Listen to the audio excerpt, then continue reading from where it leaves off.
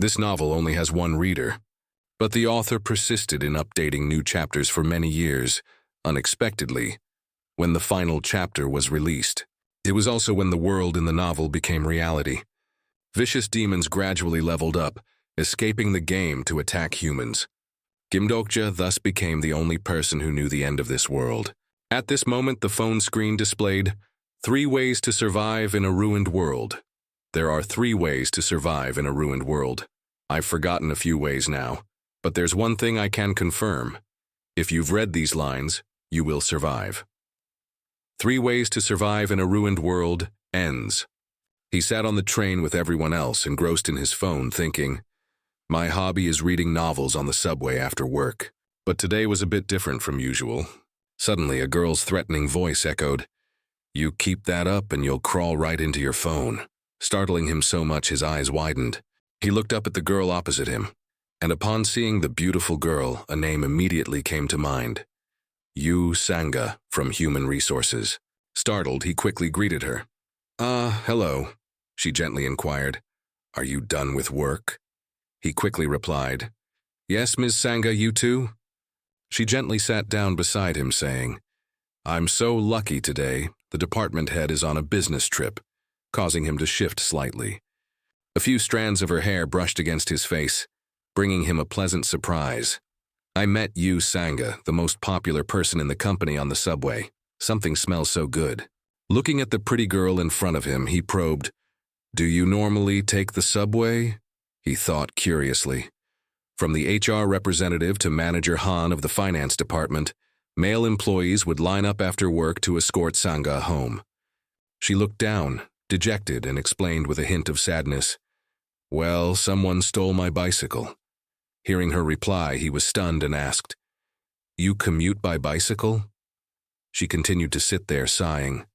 "Lately, I've had to work overtime, so I don't have much time to exercise, and there's also some troublesome stuff, so it's convenient." She turned to him and smiled lightly. Seeing this smile, he somewhat understood, thinking, "Seeing her up close, I can somewhat understand why the guys' hearts flutter for this girl." But then he brushed it all aside, thinking, "But it has nothing to do with me.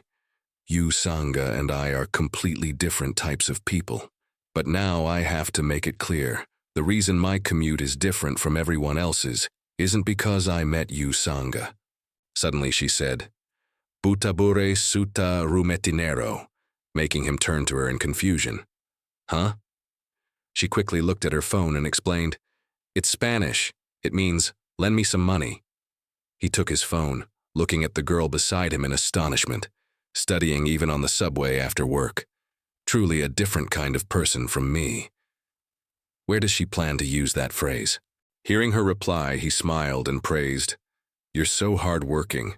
She also excitedly leaned over to look at his phone, asking, "So what is Mr. Dokja watching so intently?"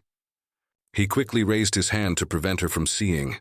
He was about to answer, when his phone screen displayed, "The World After the Fall, Author's Singin' Song." She asked with interest, "Is it a novel?" He quickly replied. Her eyes shone like stars with excitement. Yes, or should I say learning Korean. I love novels too. Haruki Murakami and Raymond Carver. Seems like a mistake. Which author does Mr. Dokja like?" Seeing this, he broke into a cold sweat, thinking nervously, "Even if I told you, you wouldn't know. Haha, I wouldn't say I'm reading Singin' Song's Ways of Survival, even if it killed me." His expression somewhat improved, he thought again. "That's right. My hobby is reading web novels on the subway after work." Looking at the phone screen displaying 3 ways to survive in a ruined world, or in short, ways of survival, he briefly thought, even though it might be a bit embarrassing to tell others. The reason today is different from the continuous days past is that the fantasy novel I've read every day for the past 10 years is about to end today. His phone lit up with dozens of messages and notifications, and he just thought, some people might say it's just the end of a novel. But to me, it's very special. I've been reading this novel since my last year of high school. He remembered the image of himself being bullied, curled up in a corner playing on his phone, thinking, even when I was isolated by the school bullies. Or the image of himself sitting alone in a park playing on his phone, reminiscing. Or when I failed my exams and had to attend a third-rate university. Even the image of him in military uniform playing on a computer came back to him. Or when, due to a damn random draw, I had to join a frontline corps during my military service. He continued to look at his phone, sighing. Or even now, having changed jobs to become a contract employee at a subsidiary of a large corporation. Forget it, let's not talk about these things anymore anyway. There are no good memories. The emptiness when a world ends and the satisfaction of seeing that world's conclusion. Today is the day the epilogue of Ways of Survival is uploaded. Amidst the bustling crowd, he focused only on his phone. His world and private thoughts, a super-long web novel of 3,149 chapters. A long journey spanning 10 years, from the end of childhood to the beginning of adulthood. He looked at the astonishing number of chapters posted. The author continuously uploaded over 3,000 chapters of the story, despite having only one reader, and this went on for over 10 years. He thought with emotion. Chapter 1 had 1,200 views. By chapter 10 it dropped sharply to 20. By chapter 50 only 12. And after that sometimes just 1 view. Sometimes 2 views, but that was probably someone clicking by mistake. Then he thought, quite narcissistically, could this be a story just for me? Looking at the phone screen displaying, Kim Dokja, 6:50 p.m. Author, you've worked hard all this time. I've been waiting for the ending. He briefly pondered. I really want to send the author some support money. But thinking about his own life, he gave up. My salary is hardly enough. Just enough for my daily food and living expenses, so I can only leave sincere comments to thank and greet them. He stared intently at his phone, lost in thought. I also tried writing suggestions, but in the end, I only got cursed at. Things like, are you a writer? Attention seeker. If I endured it, rereading was quite interesting. But people were really too harsh. She called out from the side, Mr. Dokja. Then suddenly the two of them turned to face each other and laughed. Ha ha. At that time neither of us knew anything. Right, ha ha, that's right, it feels like just yesterday. And yet the contract has already expired. Ha ha. Suddenly she realized something was wrong, broke into a cold sweat, and looked at him petrified.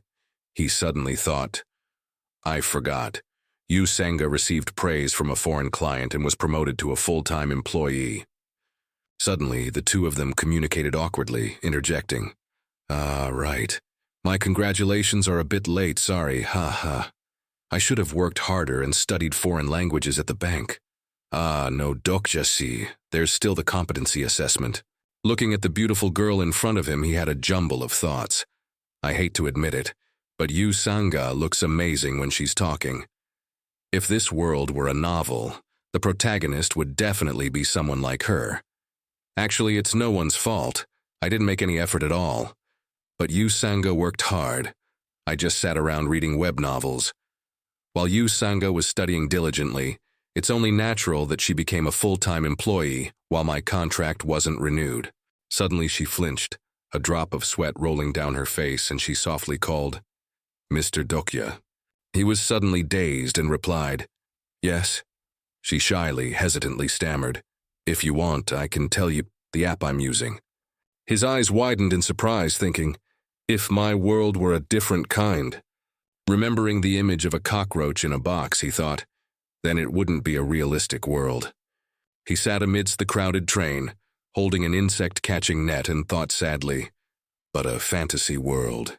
Also sitting among so many people, he asked blankly, could I become the protagonist in such a world? Suddenly the train doors opened, and people became noisy and bustling again. She stood up and called, Mr. Dokja. He immediately declined. No need, Ms. Yu Sangha.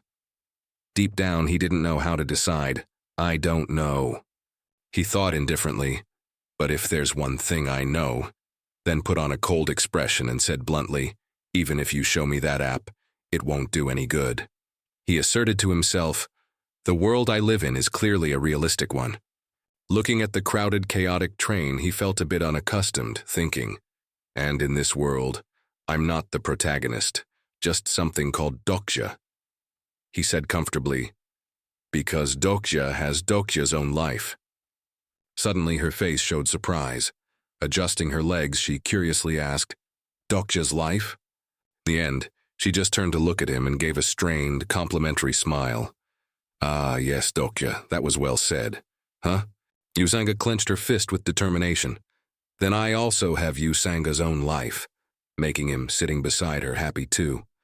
She turned as if she had learned a new lesson and said softly, I will also follow Mr. Dokja's example and be true to my own life. Hearing her believe him like that, he just avoided her gaze and thought, ah, silence is good enough, right? Suddenly the phone in his hand vibrated lightly. He looked at the phone curiously. A message, he thought in surprise. At that moment, I completely couldn't have predicted it. Suddenly, 3 words appeared on the screen. Thank you. His face went blank as he stared at the phone, wondering, could it be the author of Ways of Survival? He glanced at the message, thinking, the things that will happen to me just a moment later. The message continued to display, asking, thank you. He also curiously sent another sentence, Mr. Author. The other side typed a reply. Thanks to you, I completed the novel and also received an award for participating in a competition. Astonished and in disbelief, he covered his mouth, looking at the phone, thinking, a competition? Ways of Survival? It really is the author. He also curiously messaged back, asking, congratulations, sir, but what competition was it? The other side replied cheerfully, it's a private competition, so you probably don't know about it, and there's also a paid chapter now. The other side continued to send messages. The paid chapters will start from the last chapter posted today, and I also want to send a special gift to thank my reader. Could you send me your email address? Suddenly everything went dark. 2 horns appeared, and he wondered, what is happening to this world? He looked at the screen and typed a reply. A gift? The other side replied without delay. Everything that happens in this world is thanks to the reader. He stared intently at his phone, thinking, the world. What does that mean? I don't quite understand. And they said it's a private competition. They're not lying because they're embarrassed, are they? Yusanga walked ahead. Kim Dokja followed cheerfully, his face about to bloom. A gift? Could it be a gift certificate? If it's a 50,000 won certificate, that would be great, wouldn't it? You have received a new email. Looking at the content on the card, he happily saved it, thinking, ah, it's here. There's a gift. To my reader. Thank you for everything. My beloved reader. After 7 p.m. today, it will become paid. This will help you. He rubbed his chin, looking intently at his phone, thinking, am I on the list of favorite authors? Suddenly, the series he was reading disappeared, and the screen displayed, the work you are looking for does not exist. He thought in astonishment and disbelief. That's strange. How can they start charging without announcing it on the forum and just delete the story like that? On the train, people were still hurriedly pushing and shoving. Suddenly, Yusanga, sitting next to him, realized something was wrong and asked, what's wrong? Suddenly, the engine made a deafening noise. Yusanga covered her ears and screamed, ah, what is that? The train sped along relentlessly. At this moment, someone gritted their teeth and asked, terrorism? Everyone on the train was in no better state. Suddenly, a large white mouth appeared. The train, running at high speed, came to a halt. Inside the train, everyone was in a state of confusion. He asked the girl sitting next to him, Yusanga, are you okay? She anxiously grabbed his arm and asked, what happened? Yes, what happened? He gently reassured her, don't worry, it's probably nothing. The clock counted down, 6:59 p.m., then 7 p.m. He thought in slight astonishment. Coincidentally, I looked at the clock right at that moment. He vaguely recalled 7 p.m. paid service. Suddenly, the voice of a train station employee rang out, attention all passengers on this train. Everyone run, run. Yusanga, astonished, called out to him, asking, Mr. Dokja, what is this? Suddenly, his face twitched, his eyes sharp. A large crack appeared in front. He lightly shielded his eyes and looked up. He and everyone on the train were endlessly astonished as the system voice sounded. The free service of our planetary system 8612 has ended. The main scenario will now begin. It was the moment I changed the genre of my life. It's a Dokja. When that creature first appeared, someone shouted that, and everyone there, not just him, was shocked by the unfolding scene. They froze for a long time until their brains reconnected with their limbs. Then they realized the dangerous situation they and their fellow humans were in. A thought flashed. In his bewilderment, Dokja thought to himself, I don't understand why that sentence suddenly popped into my head. The subway stopped abruptly. The train car lost power. Maybe the subway just stopped unexpectedly. It happens often. Nevertheless, he tried to calm himself by thinking as positively as possible, but his anxiety grew. Two conflicting thoughts battled in his mind, one optimistic, and the other about the sudden problem that had appeared. The familiar opening of the novel kept replaying in his head. But this is impossible. How could this happen? The argument gradually leaned to one side as atheism took precedence. Then suddenly Yu Sanga shrieked in horror, Dokja! Huh? Thinking he had been lost in his jumbled thoughts and perhaps misheard, he dazedly turned his head to look at her. But misfortune had struck. Not only she, but others on the train had seen the strange phenomenon. While silently praying for something he knew was impossible, he turned around, firmly believing in his mind. Something that cannot happen if thought of in a normal way definitely cannot happen. The lines from the novel ran chaotically in his head. Two small horns and a robe. That furry, bizarre creature floated in midair. It was too grotesque to be called a fairy, too malevolent to be called an angel, but also too quiet to be called a demon. Because what was before his eyes was reality. Everything else was a dream. The truth was laid bare before him. He couldn't help but believe. Look! Someone called out, drawing the attention of everyone on the train towards the direction where the hovering light appeared. People buzzed with discussion. What is that? She cowered back in fear. As the strange form became clear, he thought along with them. No, that can't be. That is... The Dokja monster had appeared, and it perfectly matched the description in that novel. At that moment, he was stunned to realize a profound philosophy. It was the moment when illusion and reality intertwined. As soon as it appeared, it kept chattering in a strange language, making it difficult for people to understand the content being discussed. However, it seemed unaware that it hadn't used translation bread to communicate with humans. In general, everything it was currently lecturing about was futile. Some couldn't hold back their curiosity and asked, "What is it saying?" While the female students anxiously huddled together, the male students seemed very interested in the current anomaly, and with their courage, some blatantly used their phones to record the memorable moment. Is this virtual reality? There were also some other comments upon seeing its grotesque form, for instance. It's so deep. Looking all around, he thought dazedly. At the same time, like ordinary male students, he was also very interested in this novel adventure. That thing is a perfect Dokja. Although his heart had already leaned heavily to one side, in an era where theology declined and science rose, something like this was too difficult to explain.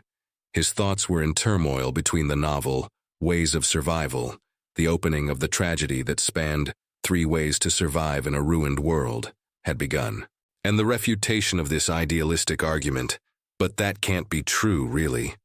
At the same time, he couldn't deny the reality that it was indeed that Dokja. He was so confused that his hand holding the phone trembled incessantly. Just then, Yu Sanga asked, "Why does it sound so much like Spanish? Should I try talking to it?" Her bold words startled him. "Do you know what that is? Are you planning to ask it for money, Budabur something something?" She hesitated slightly. "No, of course not." Suddenly, can everyone hear me clearly? Good grief, the Korean language pack is bugged, what a pain. Everyone, can you hear me clearly? The Dokja shouted. Because of this pre-show mishap, people were gradually losing patience. A fearless guy yelled, "Hey, what do you think you're doing?" "What?" he asked innocently. Thus he was met with the man's annoyed retort. "Are you filming something? I'm in a hurry. I need to go quickly." He naively understood it in his own way and replied, an audition, that's right, this is an audition, haha. So the background check was incomplete.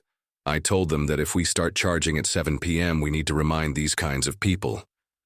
The man was dumbfounded. Huh? What are you talking about? Although there were some communication difficulties between the two sides, the Dokjai's purpose was logically achieved. Now, everyone, calm down, sit in your seats and listen to me. From now on, I have to convey important information to everyone. Seeing his gentle demeanor, people pushed their luck. What is it? Hurry up and get the train moving. What are you trying to do without the people's consent? How are you going to compensate for the damages? A little girl naively asked, Mommy, what is that? Is it a comic book? Watching the chaotic crowd, he became more convinced that the novel's world had arrived. No doubt about it. This is the development I've read about. I have to stop it. But how? So he seriously called out to Usanga, don't move. His unusual action slightly stunned her. Huh. Now the Dokja was completely angry. Ha, it's so noisy. I told you to be quiet. Am I joking with you lot?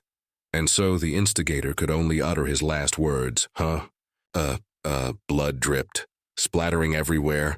Everyone stared in shock at the young man who was right in front of them a second ago. The next second, he was meeting King Yama. He grinned demonically. This isn't a movie shoot. Nor is it a dream. As he spoke, he began his massacre. If the first guy was killing a chicken to scare the monkeys, the subsequent ones were purely to satisfy his bloodthirsty pleasure. The train car was gradually stained red. If sweet talk didn't work, the Dokja would have to mete out punishment as a deterrent first. He continued, and it's definitely not a novel.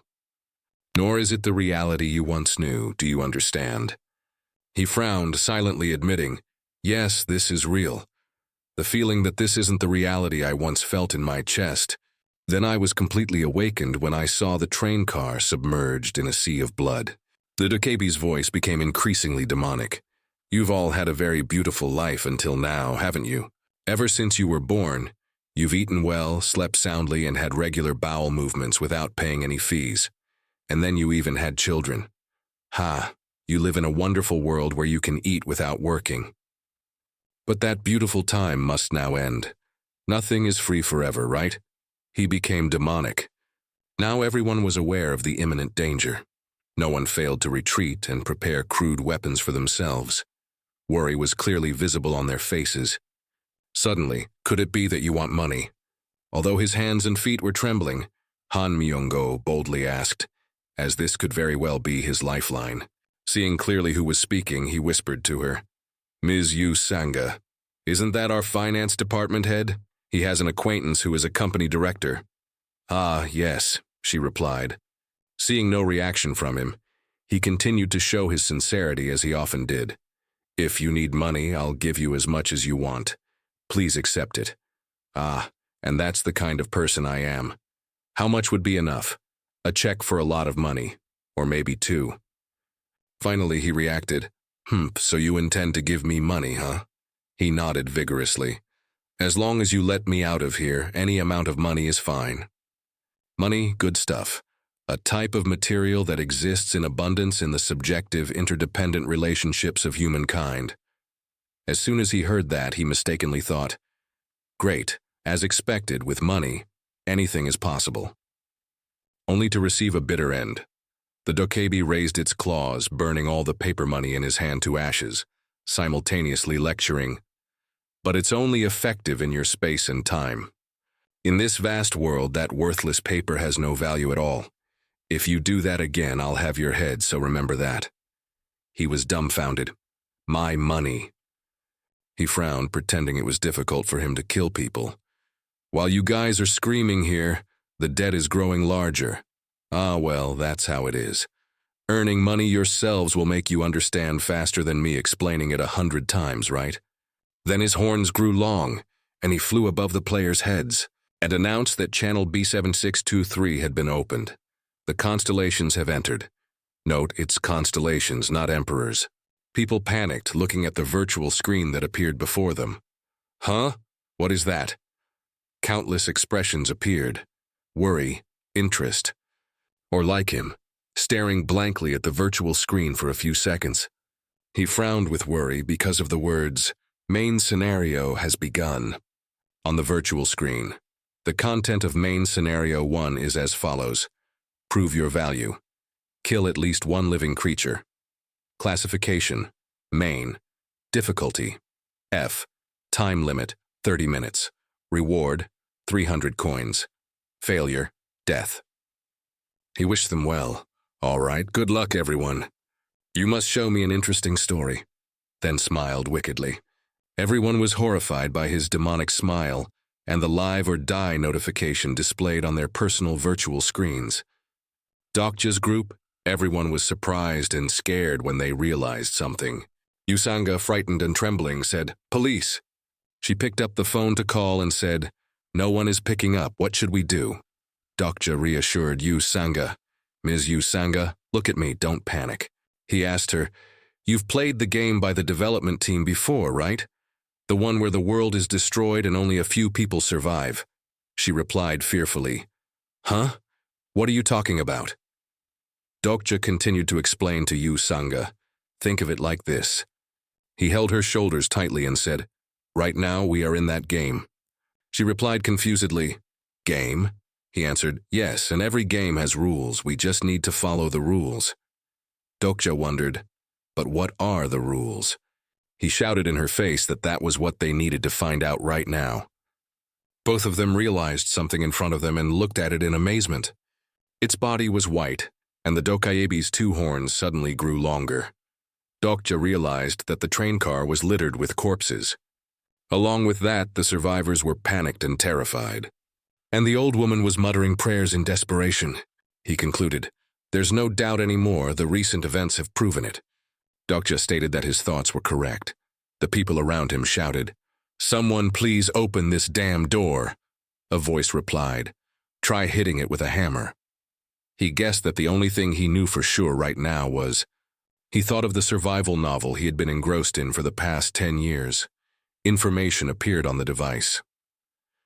3 ways to survive in a ruined world. Dokja thought to himself, "It has become reality. I am present in its world." He tried to remember, "Think, Dokja.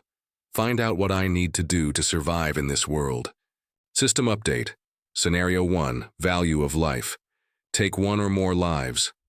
Category, main. Difficulty, F. Time limit, 30 minutes. Reward, 300 coins. If failed, death. A loud shout came from among everyone. "Everyone, let's calm down." That voice urged everyone more. Take a deep breath and stop everything you are doing. Lee Hyun-sung reassured everyone. "All right then, please listen to me for a moment," he said. "If you often watch the news, you already know that in national disasters, if we panic and act recklessly, it will endanger everyone. So if no one objects, from now on, I will temporarily become the leader to control the situation." The surrounding crowd clamored. Someone said, "Huh, who are you?" Another said, "National disaster, are you kidding me?" One of them said, "Such an explosion." Lee Hyun-sung presented his name tag saying, "I am," he explained to everyone, "Lieutenant Lee Hyun-sung, Unit 6502, National Army." The crowd buzzed. Someone said, "Lieutenant." Another said, "A soldier?" Lee Hyun-sung presented evidence for everyone to verify. "This is a message sent from my unit just now." The people there buzzed. "What's this now?" One of them read the message and said, "Damn inbox. A level 1 national disaster has occurred. All units proceed to the assembly point immediately." The person reading the message panicked and said, "A real national disaster?" The man in white lost his composure and shouted at him, "Hey, soldier, what the hell is going on?" Lee Hyun-sung calmly replied, "I tried to contact my unit afterwards." But before he could finish, the helpless crowd shouted, "And what the hell is the government doing?" "Call the president and ask," Lee Hyun-sung stated. "Excuse me, but I am just an ordinary soldier. I do not have the authority to contact the Blue House." Information. Blue House, aka in the National Assembly. Dokja thought, But what surprises me here is, he said to everyone, for the safety of everyone. He thought to himself, Lieutenant Lee Hyun-sung. He looked at Lee Hyun-sung and realized, I know him. Although this is the first time we've met, I remember his name very clearly. Information about Lee Hyun-sung. Steel Sword, Lee Hyun-sung, Lieutenant of the Korean Army. Dokja realized he was one of the important supporting characters in Ways of Survival. He thought to himself, a character from the novel has appeared too. His voice and appearance are exactly as described. He stumbled over his words, but Dokja doubted. Was Lee Hyun-sung introduced like this in the novel? He thought, from what I remember, no, he didn't appear at the very beginning like this. Dokja added, his first appearance to readers was after the first setting ended. He wondered, so what is this? Dokja said helplessly, this sucks. If only I could reread it now, I might find the reason. One of them shouted, the Prime Minister is speaking live. It really is a level 1 national disaster. Usanga gave him the information. Mr. Dokja, information. Citizens of the Republic of Korea. Information on the media. In certain areas, including Seoul currently, are temporarily occupied by unidentified terrorists. The government will mobilize all rescue forces, police, and military to soon find a solution and, he stated, I know this whole speech too. Terrorism, yes, that's the most feasible option people could think of, but listening to it again now, it's a bit funny. Everyone there was watching the news. Someone said, why is the Prime Minister speaking and not the President? 2 young men stood shoulder to shoulder and asked. The one in the gray shirt said, don't know, it said so in the comments. The other replied, and you believe that? It's BS. Dokja replied, no, it's true, my friend, and soon. Suddenly there was a loud bang, bang, bang, ouch that scared everyone. Information update. The Prime Minister has been attacked by unidentified terrorists, and the news system experienced interference, losing connection. Beep, beep. A loud voice said, everyone, I told you, go look. The Dokja transformed into a giant and said, this isn't child's play, terrorism. Everyone was terrified when he said, you people still don't get it? Don't try to cling to hope. Don't you see the current situation is just like in a game? Haha. According to the data, the people of this country are pretty good at games. He held his phone tightly in his hand as the Dokja added, or how about this? We'll increase the game's difficulty. As soon as he finished speaking, the system displayed 2422 in front of everyone. Everyone there was surprised. The Dokja replied, that is the time limit for everyone, which has been shortened. He reminded, time remaining 10 minutes. Information, value of life. Take 1 or more lives. Category 1, difficulty F. Time limit 30 minutes. Reward 300 coins. If failed, death. The system displayed a report, 10 minutes. The Dokja updated more information. A new rule has been added. If no one starts killing within the next 5 minutes, 9 minutes 59 seconds, everyone will die. The crowd, upon hearing that information, panicked and shouted, huh? What now? Are you kidding? The brown-haired man yelled at him. You heard what it said, right? The short-haired girl lost her composure and asked, Soldier, what should we do now? Won't the police save me? Lee Hyun-sung reassured. Everyone, calm down. Don't let it provoke you. Usanga fearfully clung to Dokja. He realized, yes, everything is happening as I predicted. Dokja stated, knowing that the current situation is the opening event in Ways of Survival, I still have a lingering sense of unease. Dokja looked at him panicking and said, the supporting character Lee Hyun-sung has appeared, but he wondered why that person still hadn't shown up. Dokja thought, he should have been here long ago, right? The pink-haired person exclaimed in horror, huh? The scene became more chaotic as information about the next car spread. In that train car, a murderer is blocking the door. Don't let them come over here. Someone said, we need to. A light shone on a few people standing nearby and they touched it. The nearby guys screamed, monster! They wondered, what is this? Did something appear? The Dokja reported, the train car will become inaccessible from the outside, and inescapable from the inside until the scenario is completed. He added smugly, "Haha, in some places the game has already started, but there are still groups that haven't done anything. All right then, as a gift of life, I'll let you witness the consequences if you still remain rooted to the spot after 5 minutes." The system panel appeared before everyone again. The man with glasses saw it and exclaimed, "Huh?" He realized it was the uniform of Taepang Girls' High School. The students in the projection screamed in fear.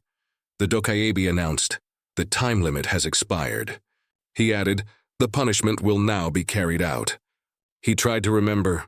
The students panicked when they saw bloodstains appearing in the classroom. "Ah, help!" The students screamed, "Open the door! Is anyone there?" The short-haired female student cried out in desperation, "No!" The people observing on the system screen said in fear, "Oh my God." Everyone couldn't believe their eyes, huh? The short-haired female student was choked to her last breath. Not a shred of resistance left. Gasp! The hand choking the female student gradually loosened its grip, slowly releasing her neck. Everyone watching couldn't believe their eyes. The female student who did the choking stood observing her next target. Announcement from the system. Survivors of Flight 2355. The girl's eyes were filled with murderous intent as she looked at her target. Update. Taepang Girls' High School.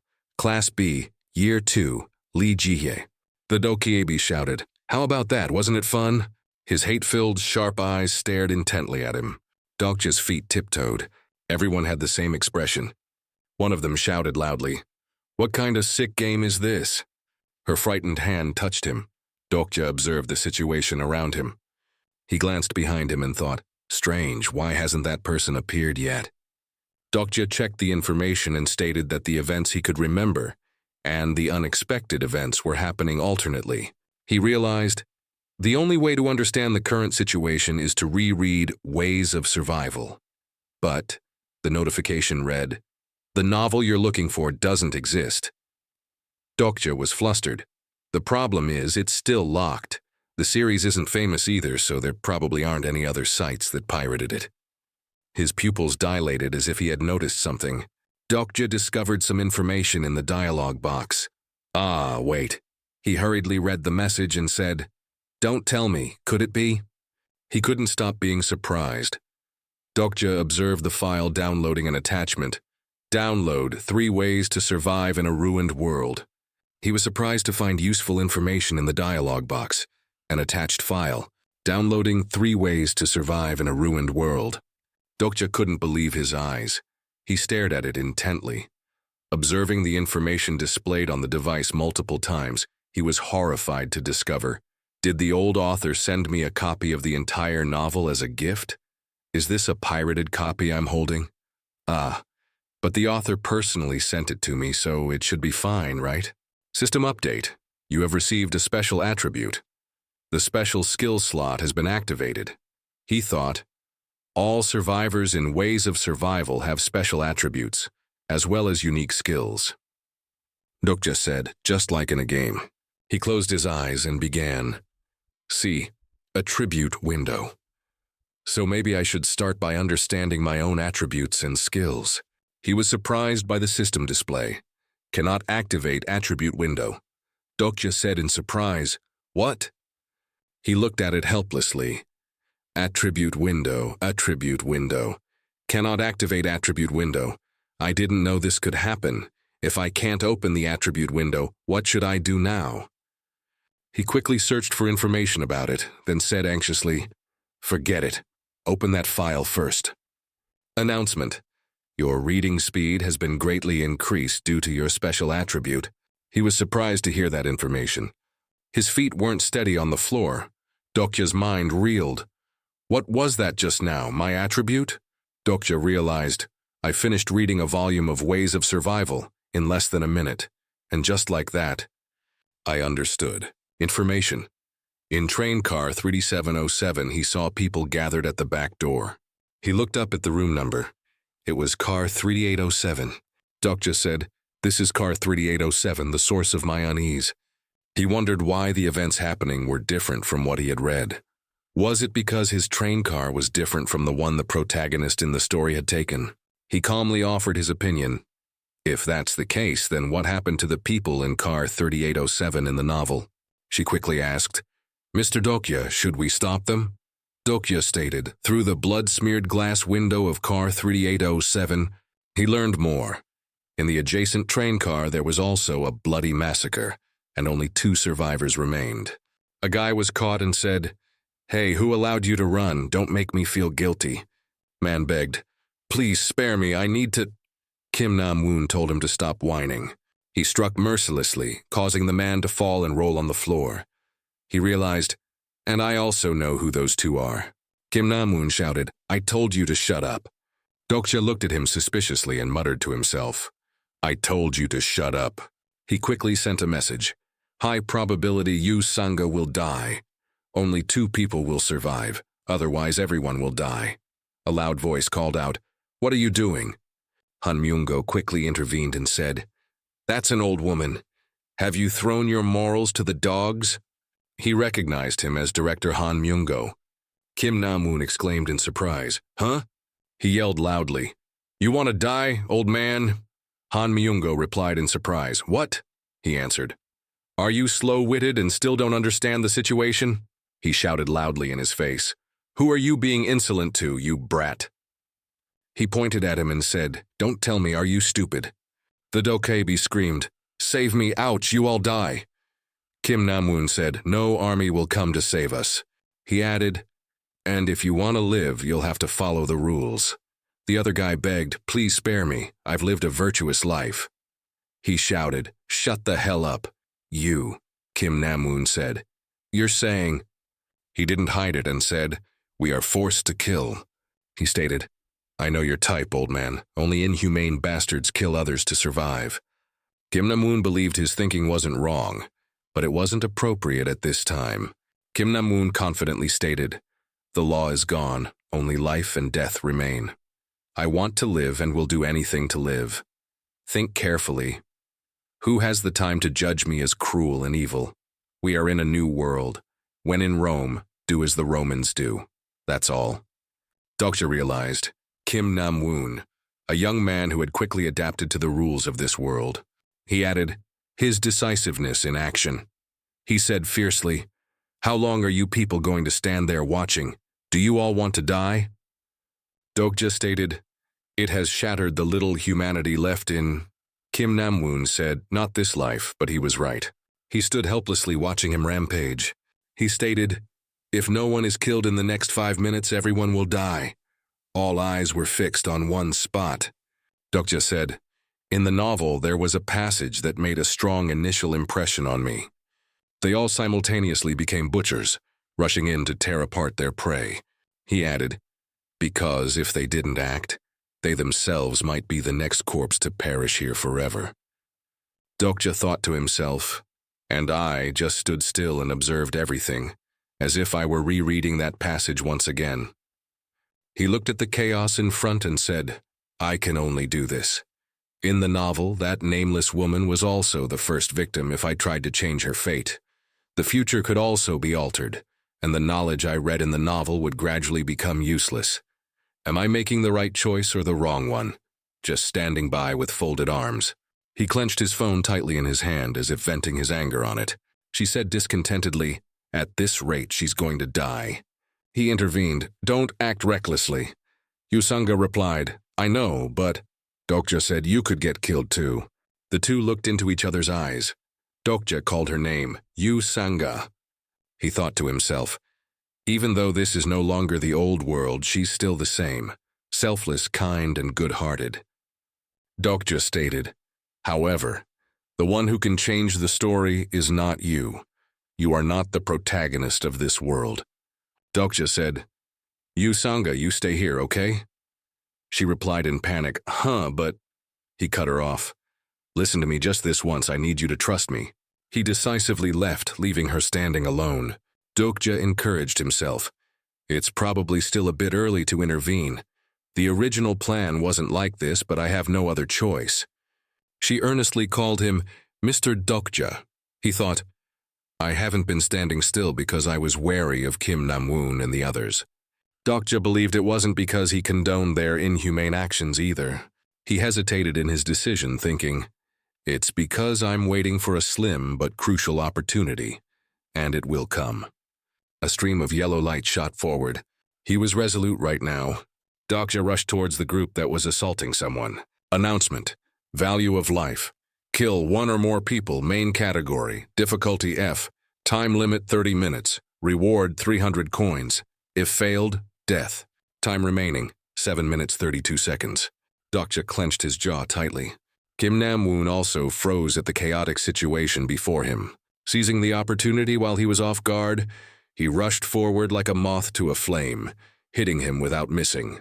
Kim Nam-woon was beaten by him, sent flying a considerable distance and slammed hard against the wall. He screamed in terror, "What the hell?" The smoke was getting thicker and thicker. Kim Nam-woon, furious, roared a threat. "You want to die too?" Dokja mentally calculated. At first glance, everyone thought I pushed Kim Nam-woon away to save the old lady, but that's only partially true. He glanced around, searching. Where is it? It must be around here somewhere. Meanwhile, Kim Nam-woon still wanted to physically assault the old lady. "What are you people doing? Keep hitting her. Kill her quickly." His eyes widened as if he saw something. He noticed the box in a boy's hand. Over there. Without much thought, he approached and placed his hand on the boy's shoulder, making the kid look bewildered, not understanding what was happening. He said urgently, "Let me borrow this for a bit." Dokja mustered all his courage and put his hand inside. He caught a bug and gave one back to the boy to hold. He didn't forget to instruct, "Hold on to it." Then he turned towards the person hitting the old woman and shouted loudly, "Everyone stop! Even if you kill that old woman, none of you will survive." Their faces were now contorted. Hearing him say that, everyone stopped. Dokja frowned, staring at the current scene which left him speechless. He bit his lip tightly and thought, "Good, everyone has stopped." He tried to explain. "Let's say you all kill that old woman, then what? Her death might buy everyone an extra 5 minutes of life, and that's it." He posed the question, "Then what?" causing everyone to stand rooted to the spot. Dokja continued to explain. "According to that Dokja, everyone will have to kill one more person themselves. Who will that be? The person standing next to you?" Everyone quickly got the idea and moved away from the old woman. Kim Nam-woon sneered. "Ha," he said inhumanely. "So what if that's the case?" He insidiously continued, "Killing cowardly bastards like you next is fine. No need to worry about losing your turn. Everyone only has 2 choices, live or die." He looked at him fearfully, softly calling his name. Kim Nam-woon. Suddenly he changed his attitude, smirking. "Yes, I knew you would say that." He played on their psychology, saying, "There's no need to put yourselves in such danger. There's still a way to survive without killing anyone." Everyone asked in amazement. "Huh? Are you serious?" He slowly continued, "Have you all forgotten? The condition to complete this scenario isn't to kill one person." Kim Nam-woon stood to one side, gritting his teeth in fury. He then caught a cricket and said, "But to take 1 or more lives." The atmosphere was silent for a moment. All eyes were on him. Looking at the animal in the box, someone noticed and shouted, "Insects!" Their eyes began to show greed, their expressions contorting with malicious intent. "He has insects. If I can get them, then I—" The desperation and ferocity aimed at the unlucky woman. Now they had changed their strategy, frantically attacking him, and had shifted their target to Dokja, but for some reason, his heart was still beating excitedly, regardless of the precarious situation. He bared his teeth in a sinister grin, thinking, "Why am I clenching my teeth and smiling so triumphantly?" He wondered, could this be my true self? Red eyes, as if possessed by demons, were eyeing the insects in his hand. He then forcefully crushed one, then threw the box into the air. Everyone shouted angrily, "This madman!" But at this moment, the system announced, "You have achieved the first kill accomplishment. The reward for this achievement is 100 coins. The others, seeing this, shouted angrily, "Find them quickly, you bastard, just you wait." Someone joyfully exclaimed, "Found one. Monster." Dokja, drenched in sweat, anxiously stared at the notification board. Time remaining is 3 minutes, 12 seconds. Someone asked him annoyedly, "Hey, why did you do that?" He looked up at the other person. Kim Nam-woon stood there, scratching his head, asking, "Couldn't you just give them a few bugs?" Only then did he reveal that there were only 3 bugs left in the box, causing him to widen his eyes in astonishment and ask again, "Huh?" Suddenly he burst out laughing like a madman. "Haha, so you threw the bugs away because not everyone would live anyway?" He replied flatly again. "Yeah." He still didn't stop, continuing to laugh gleefully. "Ha ha, so funny." Seeing this, he still stared at him blankly and said nothing. He continued to mock, "If you were a normal person, that reason wouldn't be enough for you to throw those bugs away." Kim Nam-woon's face turned demonic, his eyes also bloodshot. He asked excitedly, "Be honest, it's because you wanted to witness this scene, right?" He frowned without answering him, slowly assessing his opponent. This is Kim Nam-woon's nature, cruel, carefree, easily adapting to this lawless state. System notification, special skill, character list, has been activated. Looking at the brat in front, a series of powerful information appeared. Character information, name, Kim Nam-woon. Age, 19. Sponsor, constellation, none. Attribute, delusional middle schooler syndrome, common. He quickly grasped the situation. Understood. I had a rough idea about my attribute. Of course, this brat must be a Chunibyu. Most Chunibyu who appear in ways of survival can't stand this cruel reality and commit suicide. Chunibyu, delusional middle schooler syndrome. However, Kim Nam-woon is completely different. He looked at the guy. Delusional demon Kim Nam-woon, Chunibyu. I can only say this kid is no pushover. It has been waiting for the destruction of the world for a long time, so it could adapt so quickly, and now it... Before he could finish his thought, he, surprised and excited, suggested, "Cooperate with me. You seem pretty good too." The system immediately announced, "Character Kim Nam-woon has a good impression of you." Your understanding of the character Kim Nam-woon has increased. He was also startled by this feigned innocence. He's suggesting we team up? The notification reminded again. Scenario 1, value of life. Take 1 or more lives. Category 1, difficulty F, time limit 30 minutes. Reward 3 out of 8 coins. If failed, death. And time remaining, 2 minutes 59 seconds. The train car was filled with smoke and fire. Corpses littered everywhere. The number 3707 was clearly visible through the thick dust. A pair of legs made their way out from the fire. A black cloak fluttered in the smoky haze. The person stood before the car door. Inside, screams echoed. "Where's the bug? I just saw it. Get lost. It's mine." Among those dazed and collapsing from the flames, Dokja said, "Sorry, but I don't really like teaming up." His calm demeanor was a complete contrast to Kim Nam-woon's. He scratched his head and laughed it off. "Is that so? What a pity." Dokja analyzed, "If I accept Kim Nam-woon's invitation, I can ensure my safety right now. Someone who hasn't read Ways of Survival would immediately agree to team up with the kid." He was extremely clear-headed. "However, I know everything, his past, present, and future, so I chose the most beneficial answer for myself." Kim Nam-woon patted his shoulder and said with a laugh, "Well then, please step aside for a moment. I need to deal with that old hag over there."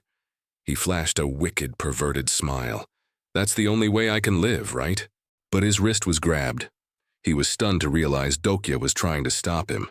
He glanced at him coldly. "What now? Are you some kind of righteous superhero now, or do you have multiple personalities?" Kim Nam-woon uttered insulting words. "All adults are probably scumbags like you." Dokja couldn't hold back his anger and remembered.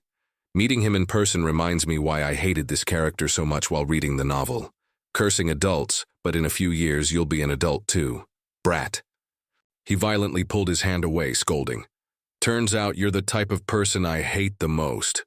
The system immediately flashed a notification. "Character Kim Nam-woon is looking down on you. Your good impression with Kim Nam-woon has decreased slightly." Without a word, he attacked. "I told you." He swung a powerful blow that grazed past him. "Get out of the way."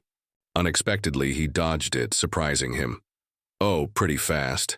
He gritted his teeth, thinking, I knew you'd do that. In the end, I still have to face him. Kim Nam-woon swung another blow, which he blocked with his elbow. Try blocking this. He clutched his painful arm, realizing it was the special skill of the Chunibyu attribute. At this moment, Kim Nam-woon's body was enveloped by a demonic purple-black energy. Skill, Corruption, Level 1. Dokja was also terrified. He can use it! He luckily dodged this blow. Kim Nam-woon's strike cracked the floor. He laughed with delight. I don't know what this is, but this power is freaking awesome. Dokja quickly recalled the original work. Because of Kim Nam-woon's enormous potential, the protagonist agreed to cooperate with him, despite his insane, arrogant nature. The system immediately announced, your understanding of the character Kim Nam-woon has increased.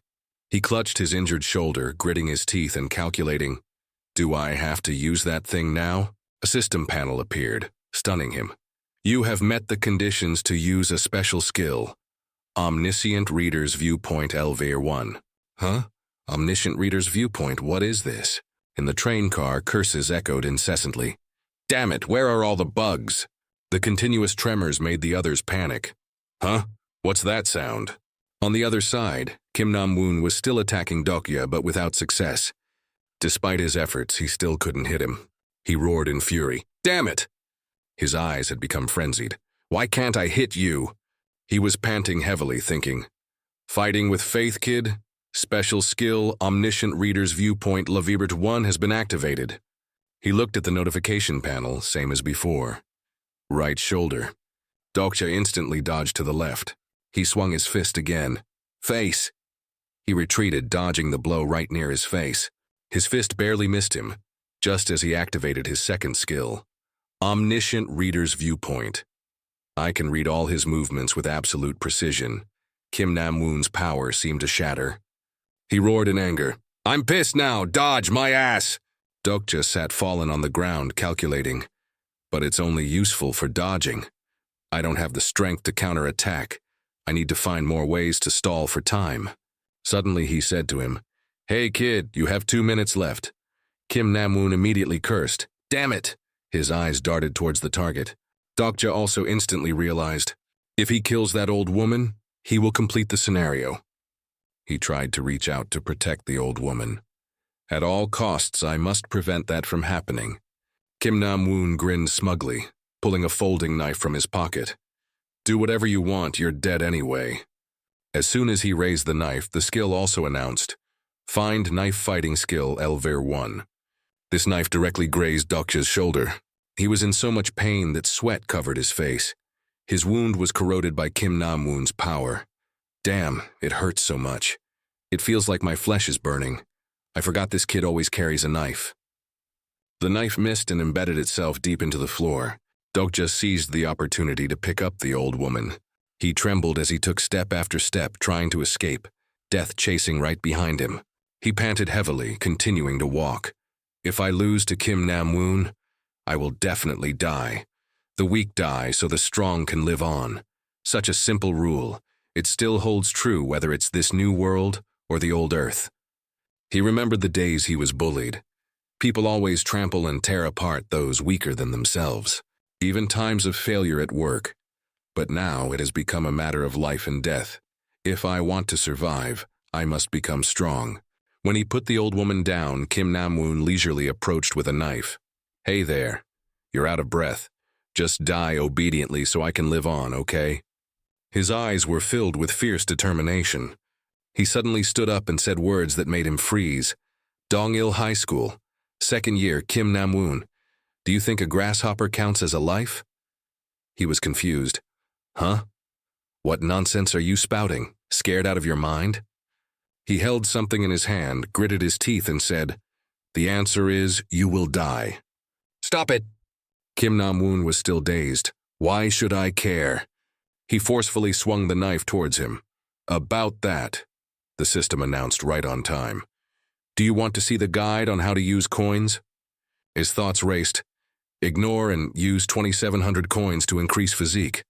2,700 coins have been used to increase physique. Physique level 1 to physique level 10. Your physique level has just skyrocketed. Your body's resilience has been greatly enhanced. Just as the knife was about to reach Dokja's heart, the impact with his body caused the knife to shatter into pieces. Kim Nam-woon was stunned. He quickly backed away. "What the hell?" Dokja's calm voice rang out again. "During mating season, a grasshopper can lay up to 100 eggs at once, huh?" His eyes turned cold.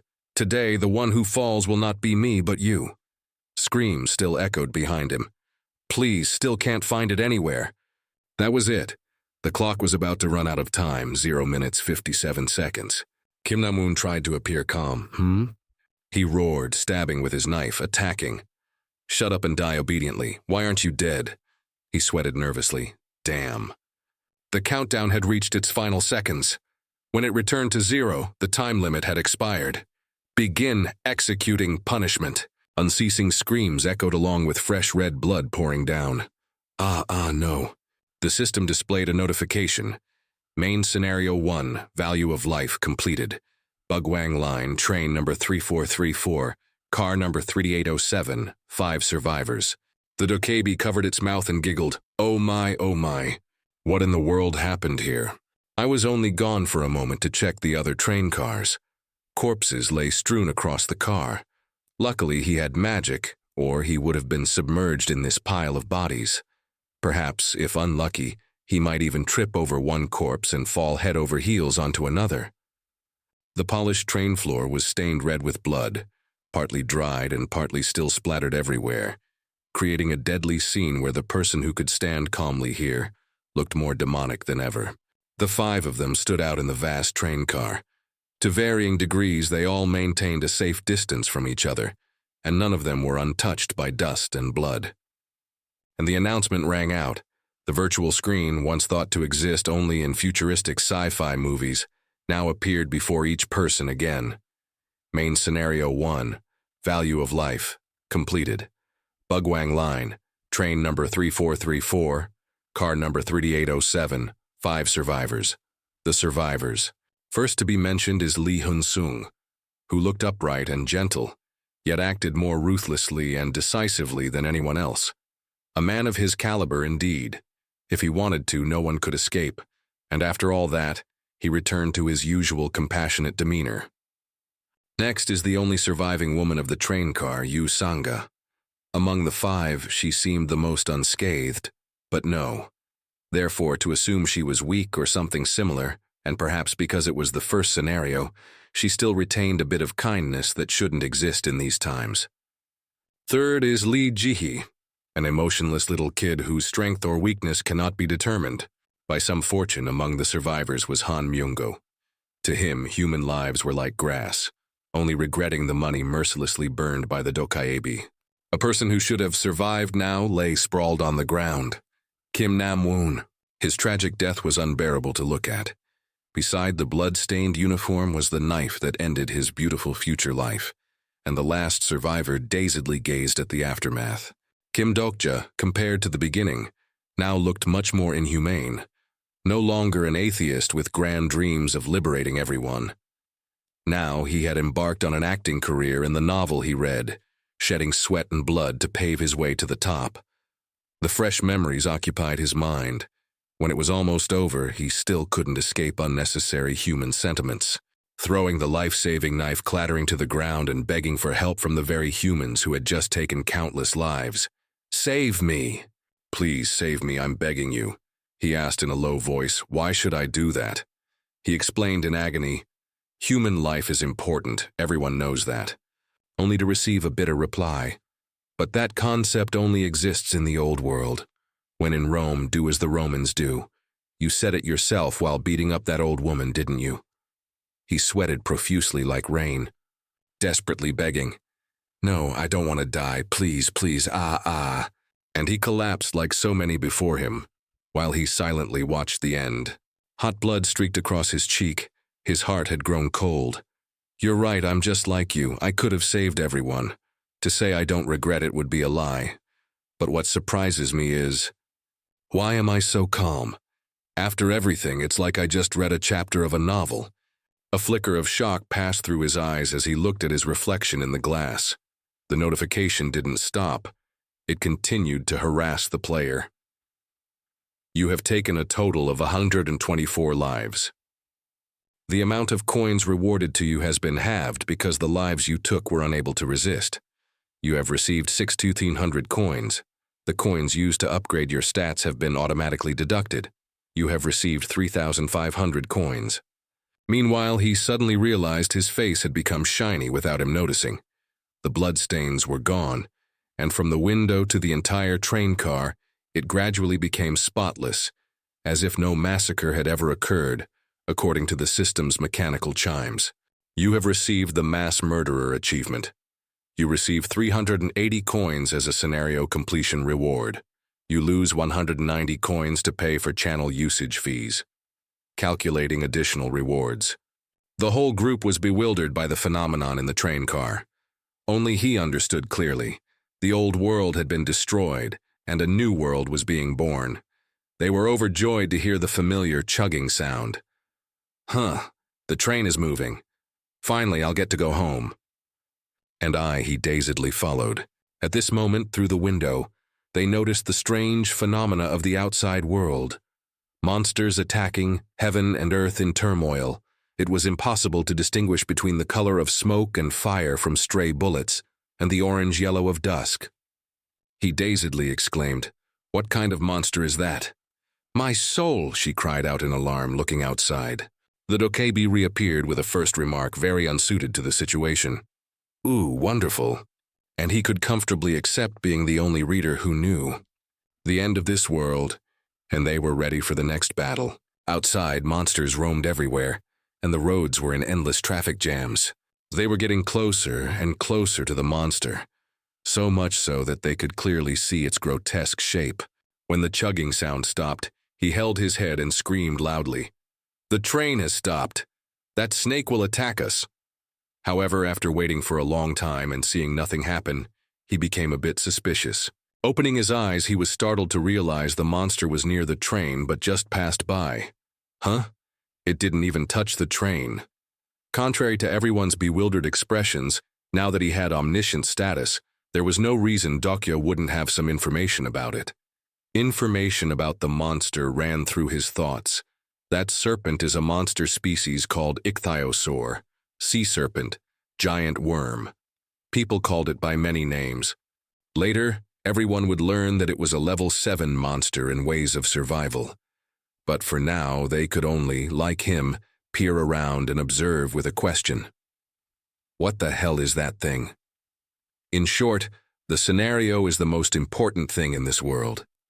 As long as we are protected by the scenario's limits, we won't be attacked by monsters. And now he subtly glanced at the Dokja, who was hovering excitedly above. 1, 2, 3, 20, 21, a whole 21 stars. No wonder it's so happy. Looking at its gradually clearing miniature galaxy, he mused. The basis for this leisurely pleasure of the Dokja is that the stars above its head represent the number of constellations connected to this channel. Speaking of constellations, they are mystical entities existing in the world of ways of survival. They are the ones who started all this to observe humanity from an undefined galaxy. To put it simply, they are like nobles watching slaves through channels broadcast by the Dokja. He silently commented, 21 stars isn't exactly a lot, but for a trainee Dokja like it, it's quite good. Look at it shaking its butt happily. Ignoring him, he turned back to Kim Nam-woon. If things developed as in the story, Kim Nam-woon would kill most of the people on the train and survive, but suddenly a notification appeared. Due to the influence of Kim Nam-woon's death, 2 constellations have developed some animosity towards you. It's not hard to know the reason. He guessed that some constellations supported him before, so when he was killed, those constellations would turn to hate him. Looking at the notification again, he then picked up the knife from the ground. He thought idly, the constellations have joined in. Things are starting to get serious. How interesting. Just moments ago, I was the one observing everything, yet now I've become the one being observed. The second before, he was mocking his own drifting fate. Then the next second, a notification heralding a future life of flowing money rang out. Several constellations really like your scenario. The constellations have sponsored you 500 coins. He was silent for a moment.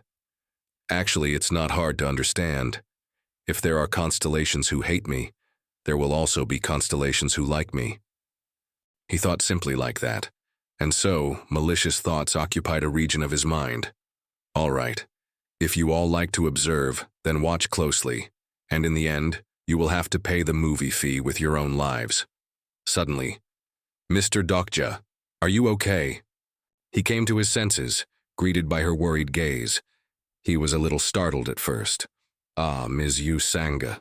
I'm sorry, but I couldn't save her, he said, and only then did she realize. Silent for a moment, she hesitated and asked, but how could you? He didn't understand what she meant. It seemed the two were still not in sync. Yes, and so she lost heart. Never mind, it's nothing. Anyway, thank you very much, making him even more dazed. Only at the last words did he roughly understand.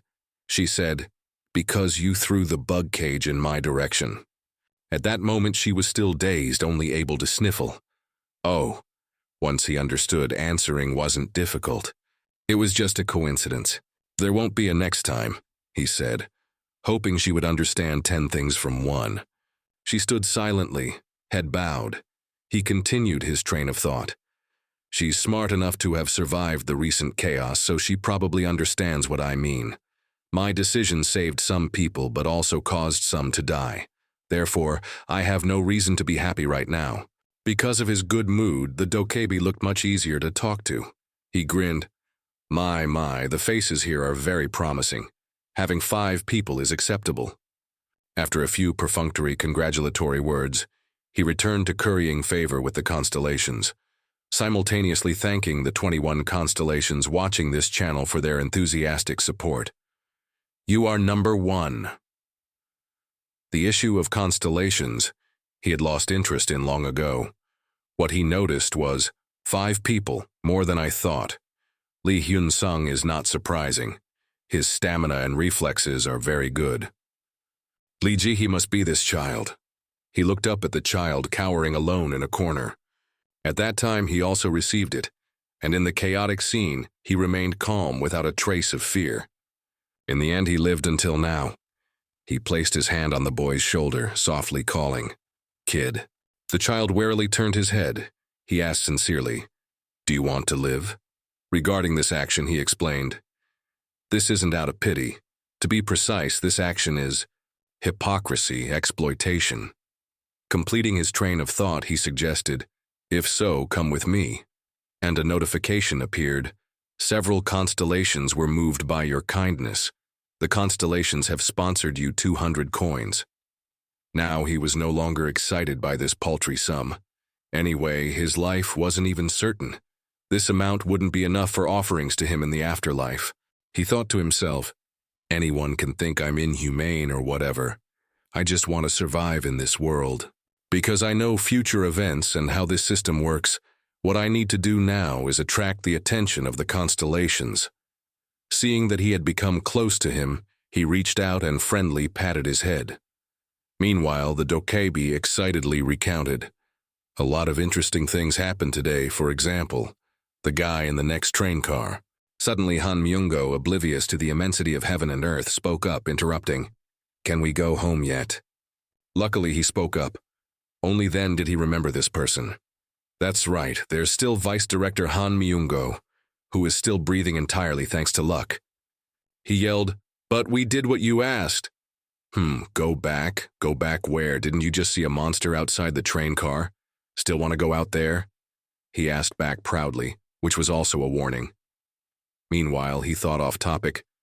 But why is someone like him taking the train home? He usually drives that fancy car around showing off. As if to remind him, the sea serpent suddenly roared, making him jump, pressing himself against the wall. He continued, anyway, you people impressed me. At first, I thought this train car would be empty, and maybe everyone would die. But then you proved that the lives of insects also have value. He interjected, right, so you just see us as insects, huh? Meanwhile, the sea serpent outside was still showing off its might. He returned to his initial easily bullied demeanor, saying cheerfully, "Now then, perhaps I should reward you all a bit. With the first scenario, from now on you will officially receive the protection of the constellations." "Huh, why so weak, ladies? Such a great reward. What more could you want?" Seeing they didn't react made him weak too. He silently argued, "Reacting like that is normal. Besides me, who understands things like constellations and protection? It seems after a long period of contact." Now he had caught up with human thought patterns. "Let me explain. Currently, you people are as weak as snails. If you participate in the next scenarios in your current state, the probability of you being immediately killed by an earth mouse is 100%, not even needing a grill. However, that can change if you wisely use the funds from generous, noble constellations. Understand what I'm saying?" "Hey," Lee Hunsung wondered. "What do you mean? Who is the protector?" Such a lengthy explanation, yet he was asked about the basic initial problem, making him angry and curse. "Damn it, why are you guys so stupid?" Then he snapped his fingers. A virtual screen appeared before everyone. A notification appeared. "Choose your sponsoring constellation. Select an entity to protect you. That entity will become a strong and reliable ally, necessary for future scenarios. 1. Abyssal Black Flame Dragon. 2. Demon-like Judge of Fire. 3. Secretive Plotter. 4. Prisoner of the Golden Headband." Dokja rubbed his chin, thinking, 4 of them. Yusanga immediately called out, "Mr. Dokja." She asked in confusion, "There are 2 strange options appearing on my screen." He replied coldly, "Even if you ask me, I can't really help. Just feel free and pick one you like. Consider this an aptitude test." Yusanga began to concentrate, thinking, "Aptitude test. To be noticed by 2 constellations. I don't know if it's luck or if they saw her potential." The support of constellations, also known as sponsorship, is one of the essential concepts of this world. Choosing a sponsor is very important. With this event, the constellations are currently watching us through the Dokja's channel. They can choose someone they like and offer support by making them their incarnation. For example, currently, there are 4 constellations wanting to sponsor me. The special thing is that they never reveal their real names. Dokja still stood there, lost in thought. Considering the protagonist of Ways of Survival received 5 offers, 4 isn't a small number. We can only rely on titles like Demon, Ghost, Dragon to guess the true identity of the constellations. He recalled, "Since I've read Ways of Survival, I can consider more carefully than others. Let's see, first. A dragon with red eyes appeared, incredibly majestic. This was the Abyssal Black Flame Dragon, a powerful entity, and also the leader of the nebula called Black Cloud. If I remember correctly, its real name is very, very long. With the protection of this dragon, I will receive incredibly powerful offensive skills. The upcoming scenarios all require physique and strength, so this is a very beneficial choice. However, it's only beneficial in the beginning. The more one uses its power, the more one's mind will be corrupted, and finally its incarnation will go mad and become a homicidal maniac. It's very fond of those with the Chunibu attribute. It seems that's also why, in the story, it was Kim Nam-woon's sponsor. He wondered, so why did it choose me? So he frowned and then mentally moved it to another place. We don't belong together. Next. Suddenly he was astonished to see the next piece of information. This is a very unexpected offer. Demon-like Judge of Fire, a name reeking of demons and sin. However, demon-like here means it's not demonic at all. He calculated, what's noteworthy is Judge of Fire, the supreme ruling entity, judging evil with an undying flame. So it's the Archangel Uriel. He stood there muttering, I remember in the story there was a character who accepted his protection. Not a bad choice, let's consider it. The entity of absolute justice is very strong, but to use it, I'll have to follow certain rules and constraints. All right, the third one. Next is the secretive plotter. Hearing this name, Dokja's face rounded in horror. Damn it, this is the first time I've seen this name. I regret it now. If I could reread it, maybe I'd know who it is. But there's no time right now. Perhaps it's an entity only mentioned briefly, but I'm pretty sure. Dokja stared at the information panel, hesitating and analyzing. It's not as strong as the other two. Let's consider. Finally, the words in item 3 and item 4 made him exclaim, "Surprise! Surprise!" He loosened his tie with his hand, thinking, who would have thought I'd get an offer of protection from it so soon? Prisoner of the Golden Headband. Prisoner already sounds negative and unruly, but the important part is the latter half. The Golden Headband is the world's smallest prison, the one who must live and endure the pain from the eternal circlet on his forehead. The king of Flower Fruit Mountain, possessing extraordinary power, proficient in martial arts, well-versed in magic. The great sage, equal to heaven, Sun Wukong, possessing the power to destroy hundreds of other incarnations with a single staff, performing a divine feat that made 1,000 monsters vanish. He's been in the same posture, muttering. The author wrote about it quite grandly, so I still remember. Such a supreme entity is also interested in me. He suddenly thought about choosing the great sage, equal to heaven, as his protector. Everyone was in a dilemma, not knowing which one to choose. The atmosphere became extremely tense. Dokja alone looked out the door. Countless corpses lay strewn on the ground. He remembered someone and wondered to himself, could I win against him then? The system then announced that the sponsor selection event had ended. The Dokaibi cheerfully approached and asked, all done, right? Good. Suddenly he laughed with delight. My. Someone has made a very interesting choice. Anyway, you'll all get a chance to choose again. Having said that, he transformed and departed. All right, everyone did very well. Now please rest for a bit. I'll go prepare for the next scenario. See you in 10 minutes. Dokja watched him leave with a suspicious look, then he extended his hand in invitation. Everyone, let's get acquainted. The soldier cheerfully spoke first. Hello, I'm Lee Hyun-sung. He also shook his hand and replied, Kim Dokja. He continued excitedly. This might not be a great time, but it's nice to meet you, and I'm sure you already know I'm a soldier. He stammered, repeating, Used to be a soldier, to be more precise, right? He asked curiously. You can't contact your unit anymore? He nodded slightly. Yes. As soon as he shook Dokja's hand, he felt it. A very strong hand, just like his title in the novel. Lee Hyun-sung said gratefully, Thank you so much, Dokja. If it weren't for you, we'd all be dead, or if we were alive, we wouldn't be human anymore. Dokja stammered embarrassedly. No, it's not that. Suddenly a hand firmly clasped his shoulder, making him jump. The other person praised, Well done, employee. He quickly patted his chest, recognizing an acquaintance. Dokja, you know me, right? He turned around and quickly replied, Of course, Mr. Han Myung-go, he angrily argued. Huh, Han Myung-go, you should be calling me by my title, Vice Director, he replied without any deference. This isn't the company. He angrily pointed and threatened. Hey, watch your words if you don't want to get fired. Like to act tough, huh?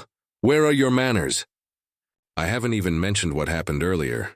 You knew who I was and didn't even give me a bug, threw them around randomly, and made me search for them until my face was raw.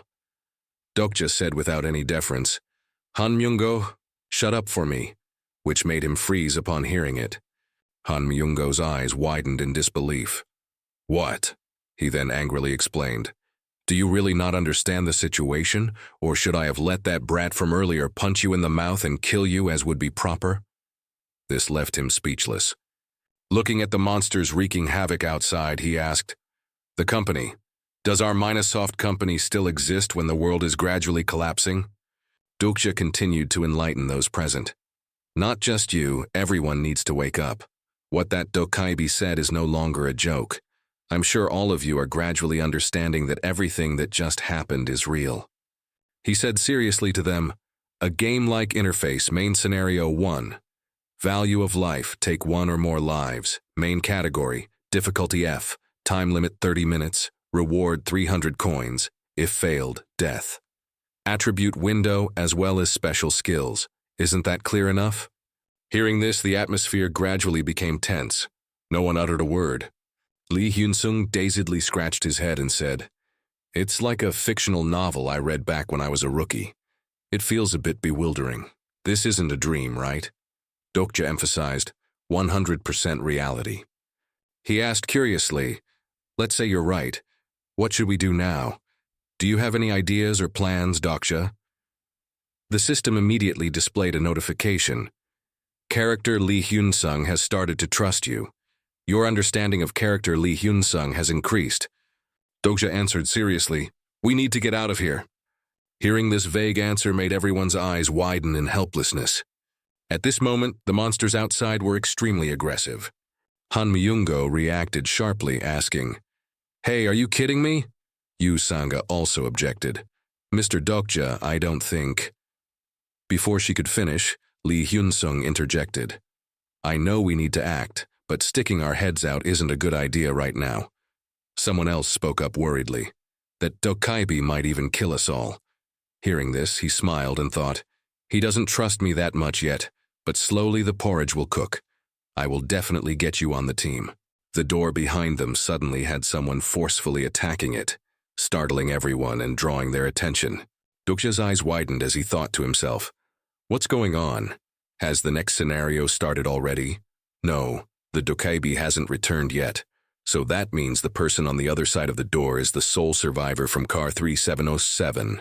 A pair of strong legs were using all their might to break down the door. Dokja guessed, the identity of that person is all too clear. His face showed a flicker of astonishment. That person is coming. In train car 3707, he saw people gathered at the back door, the protagonist of this story. Dokja looked at everyone and reminded them, I'm serious, we need to get out of here. Lee Hyun-sung, standing opposite, asked doubtfully, but... Before he could finish, he cut him off. Because if not, everyone will die before the next scenario even begins. At this moment, the door was about to be broken down, black smoke billowing up. Lee Hyun-sung hesitated and asked, but we don't know if the person breaking the door is an enemy or an ally. Dokja replied, think about it, a survivor, he killed everyone in that car. Do you still want to meet him? After this question, Lee Hyun-sung and Yu Sanga were both speechless. Only then did he actively shout, let's find a way out. Yu Sanga tried to open many doors, but all in vain. This door won't open. Damn it, this one too. Dokja calmly analyzed. Since scenario 1 has ended, there's no barrier around anymore. We just need to open a door. This side is also broken. As the enemy was about to close in, Dokja tried to observe his surroundings. Out of 8 doors, 3 haven't been checked. Please God, let at least one of them open. On this side, the back door was about to be destroyed by a mysterious force, making everyone jump with worry. Dokja gritted his teeth, waiting for what would happen next. Suddenly, Yu Sanga called out loudly, Mr. Dokja, over here! They gathered, staring intently at a small gap. We have to open it. The light seeping through brought a bit of hope. But after the incident, it seemed to be damaged as well. Lee Hyun-sung noticed the problem and said, actually, it's also broken. Dokja optimistically interjected, but with this gap, maybe we can use force to break it. He thought to himself, I can use coins to increase my strength stat just like I increased my physique stat earlier. But doing so is too risky. If I need coins for something else later, I won't have any. Suddenly, he spoke. Mr. Lee Hyun-sung, use your skill. He asked blankly, what? The system immediately announced, special skill character profile has been activated. He still didn't understand, his eyes wide with surprise. What do you mean? The character information panel appeared. Name, Lee Hyun-sung. Age, 28. Sponsor constellation, Master of Steel. Special attribute, soldier who turns a blind eye to injustice, common. Dokja felt relieved. Fortunately, his sponsoring constellation and attributes are the same as in the novel. He pretended to explain. When you opened the attribute window earlier, you must have seen it. As a soldier, I thought you would have a useful skill in this situation. Lee Hyun-sung still stood there, dumbfounded, asking, perhaps, but honestly, I don't know how to use it. He patiently instructed. Think in your head about wanting to use that skill. Hearing this, he was also dazed. Is that all? Lee Hyun-sung quickly opened his mouth wide and shouted loudly. As expected, it had some effect. His muscles bulged. His whole body was brimming with vitality. In just a moment, he managed to pry open the gap. Han Myung-go, standing behind, saw this with his mouth agape in astonishment. Lee Hyun-sung joyfully turned back to look at Dokja and exclaimed, "Success! It's miraculous!" The system immediately announced. "Character Lee Hyun-sung has trusted you a little more. Your understanding of character Lee Hyun-sung has increased." He also rejoiced silently in his heart. "Mountain toppler, sea filler, as expected, strong as a beast. He trusts me quite a bit now, huh?" There wasn't much time left. Everyone scrambled to escape. "Run quickly!" As he ran, he calculated. The door connecting to car 3707 will soon burst open. But if my memory is correct, the biggest problem right now isn't that. Just then, a malevolent voice rang out. "Good heavens, I knew you people would do something stupid again." The Dokja, enraged, its eyes bloodshot, blocked their path. He gritted his teeth and reminded them, "Didn't I tell you to stay in the train car? Or haven't I finished preparing for the next scenario yet?" Han Myung-go panicked, holding his head and complaining, "I knew it. That's why I said to just stay on the train." He continued, "Never mind, what's done is done. Just consider yourselves lucky." At the same time, the system announced Scenario 2. In front of them, an information screen appeared again, causing everyone to worry and stand rooted to the spot. The detailed content appeared. Scenario 2, Escape. Subcategory, Difficulty E, Completion Condition. Cross the dilapidated bridge and reach Oksu Station. Time limit, 20 minutes. Reward, 200 coins. If failed, still a big question mark. Dokja broke out in a sweat, his expression extremely worried. Just as I thought. Yusanga carefully read the information, asking doubtfully, "Mr. Dokja, it says here it's a dilapidated bridge, but this bridge is normal." He ran forward with all his might, not forgetting to urge, "Don't think about anything, just run now, quickly." Yusanga's observation was not wrong. We left the train car too early, so the bridge hadn't started to collapse yet. Current location to Oksu Station. But sooner or later, it will collapse. You could say we're cheating, but this is the only way to complete the scenario. Everyone quickly ran after him. He thought to himself, "At this current pace, it can be done." Han Myung-go suddenly stopped. He asked in alarm, What is that over there?" Before them, a wave formed a fierce vortex. The giant serpent powerfully emerged from below. With its bloodshot eyes and massive body, it aggressively looked at Dokja's group. He also realized, an ichthyosaur, but this big it must be the pack leader. Without many words, it immediately opened its large, fleshy mouth and lunged. Faced with its momentum, everyone panicked. "It's attacking! The bridge will collapse!" Dokja said decisively. "Keep running! We can survive!" And so, everyone played a game of cat and mouse, with the ichthyosaurus aggressively chasing behind. He recalled the content of the novel he had read. In this scenario, it doesn't attack people. Its target is only to destroy the bridge. Only 200 meters left. At the current speed, everyone will escape before the bridge collapses. The Dokja stood in a dark corner, laughing with amusement. If the game is too easy, what's the fun in it? When Dokja saw him above his head, he was startled. "Ah," the Dokja cackled. "You guys got a head start. How about I increase the difficulty a bit?" The system immediately announced, "The difficulty of the scenario has been adjusted. Current difficulty from E to D." Suddenly, black and white energy ceaselessly snaked through the air.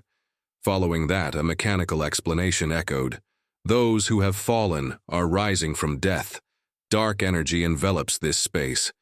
The corpses were enveloped by magical power. They began to move. Yusanga looked back in alarm. "What is that, zombies?" The system coldly announced, "Evil-faced people have appeared." At this moment, a group of headless figures lurched forward. Everyone who saw them screamed in fear. "Ah, it looks disgusting." Lee Hyun-sung anxiously called, "Mr. Dokja." The mechanical voice announced again, "You have reached Oksu Station."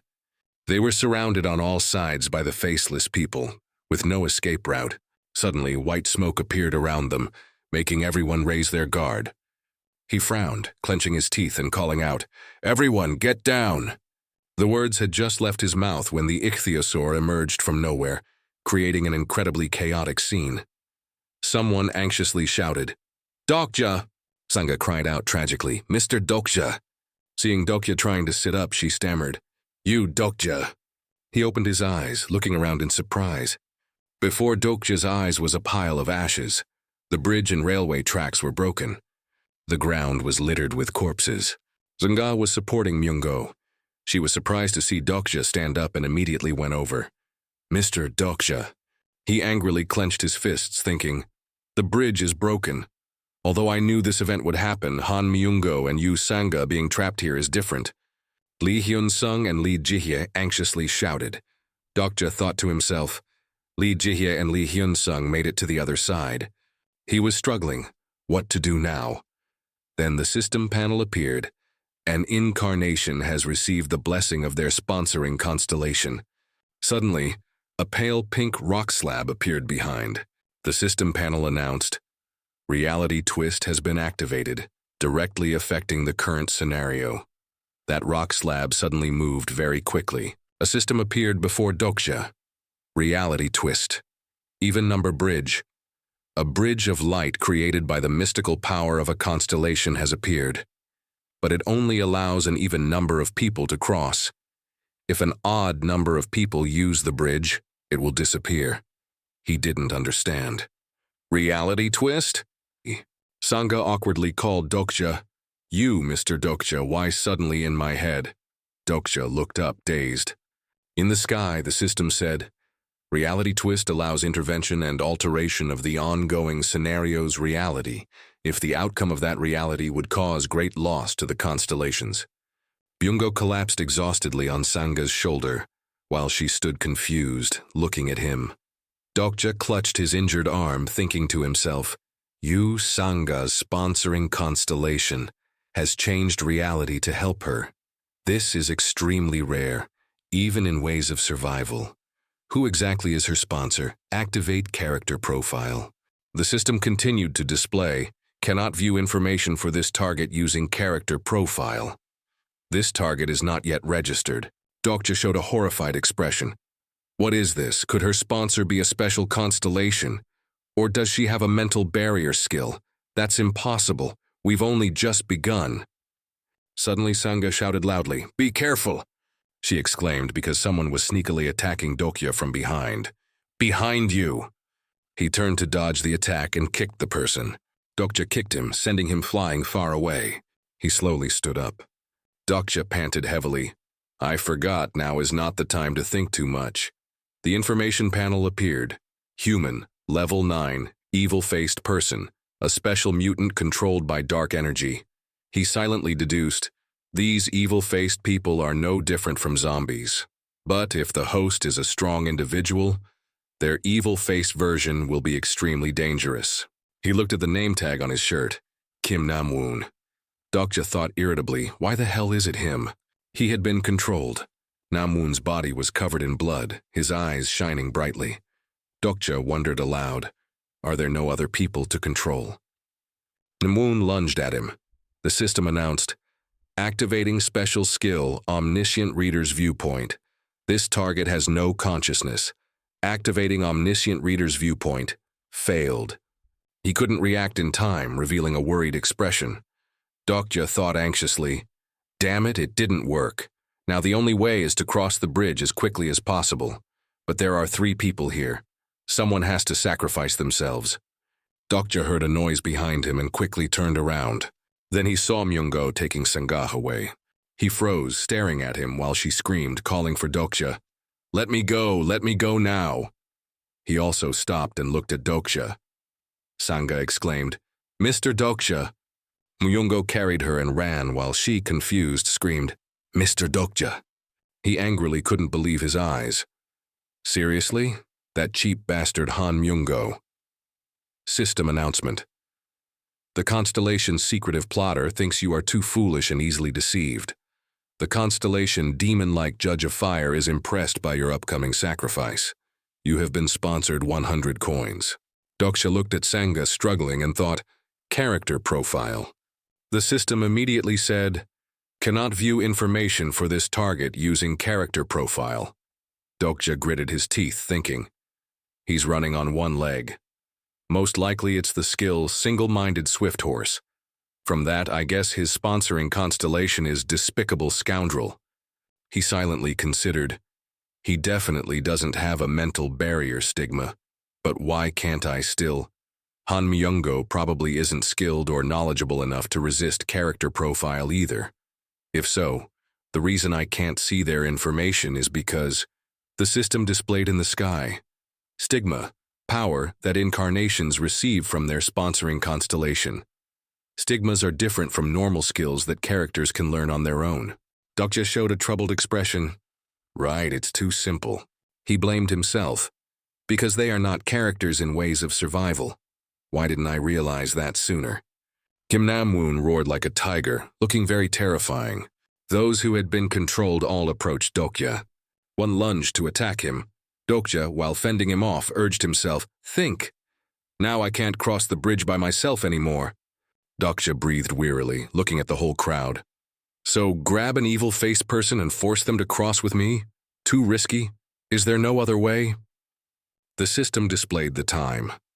He looked up and saw only 15 minutes left before the scenario ends. Bi-hyung appeared and, propping his chin, said in a teasing tone, "Oh dear, there's still a little soul trapped here. Are there any generous constellations who want to help him?"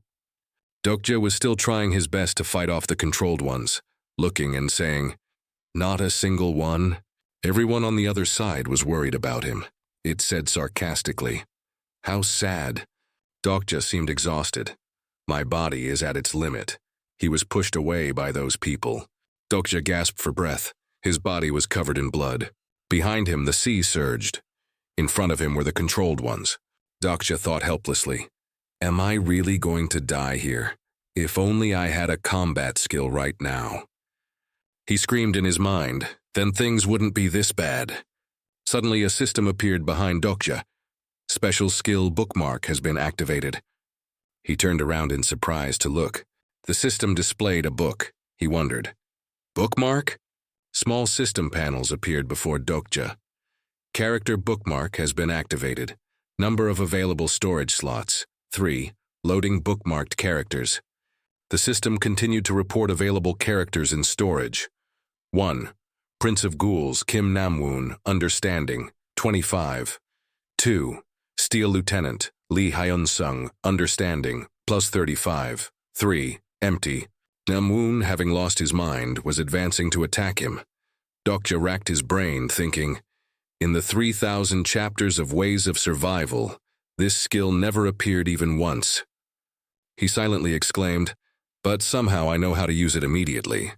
Then Dokja calmly said, "Activate bookmark slot 1. He replayed Nam-woon's scenes in his mind. I don't know what this is, but this power is freaking awesome. Nam-woon beat him until he was bleeding everywhere. Die, you bastard. He said with a very insolent tone, "When in Rome, do as the Romans do. This is no longer the old world." Dokja became full of power. The system verified, storage slot 1 has been activated. The bookmark skill is still at a low level. Therefore, the activation time has been shortened to only 1 minute. Your understanding of the character is still low. Only a part of the character's skills can be activated. He gripped the knife tightly in his hand. Corruption, level 1 has been activated. His target was Kim Nam-woon. Dokja split into 2. After seeing how cruelly Nam-woon had treated him in the past, Dokja, without a moment's hesitation, slashed straight at his face. Nam-woon screamed tragically. He knelt down, moaning, "No, want to die." Dokja coldly watched Nam-woon collapse. He looked at him with indifferent eyes while his clone smiled with satisfaction. System notification. Your understanding of the character Kim Nam-woon has increased. Bookmark 1 has expired. Sub-scenario. Escape. Subcategory. Difficulty. D. Completion condition. Cross the dilapidated bridge and reach Oksu Station. Time limit, 20 minutes. Reward, 200 coins. Failure. Time remaining, 10 minutes, 11 seconds. Dokja's sweat increased. He raised his knife defensively. The remaining ones just kept advancing to attack him. Dokja was tired. I'm exhausted, damn it. Suddenly he remembered. Where is that bastard? He should have arrived by now. Up ahead there was a shocking explosion. The controlled ones were also drawn by it and turned to look. A man calmly walked over. Dokja smiled lightly. Finally he's appeared. The bridge had been mended by the man's power. The controlled individuals were distracted. Dokja pointed towards him, making them turn to look. He sweated nervously, looking at that man. He walked towards Dokja and casually killed one person, causing them to fall. That man had a powerful demeanor with a sword on his back. His collar was neatly adjusted. None other than Yu Jung-hyuk. He put one hand in his pocket. Yu Jung-hyuk's expression was unhappy as he slowly walked towards Dokja. He let out a long breath, his eyes glowing yellow. Yu Jung-hyuk stopped and asked, "Who are you?" He jumped, thinking to himself, "Are you kidding? A direct confrontation like this, I might end up on the altar." Character profile.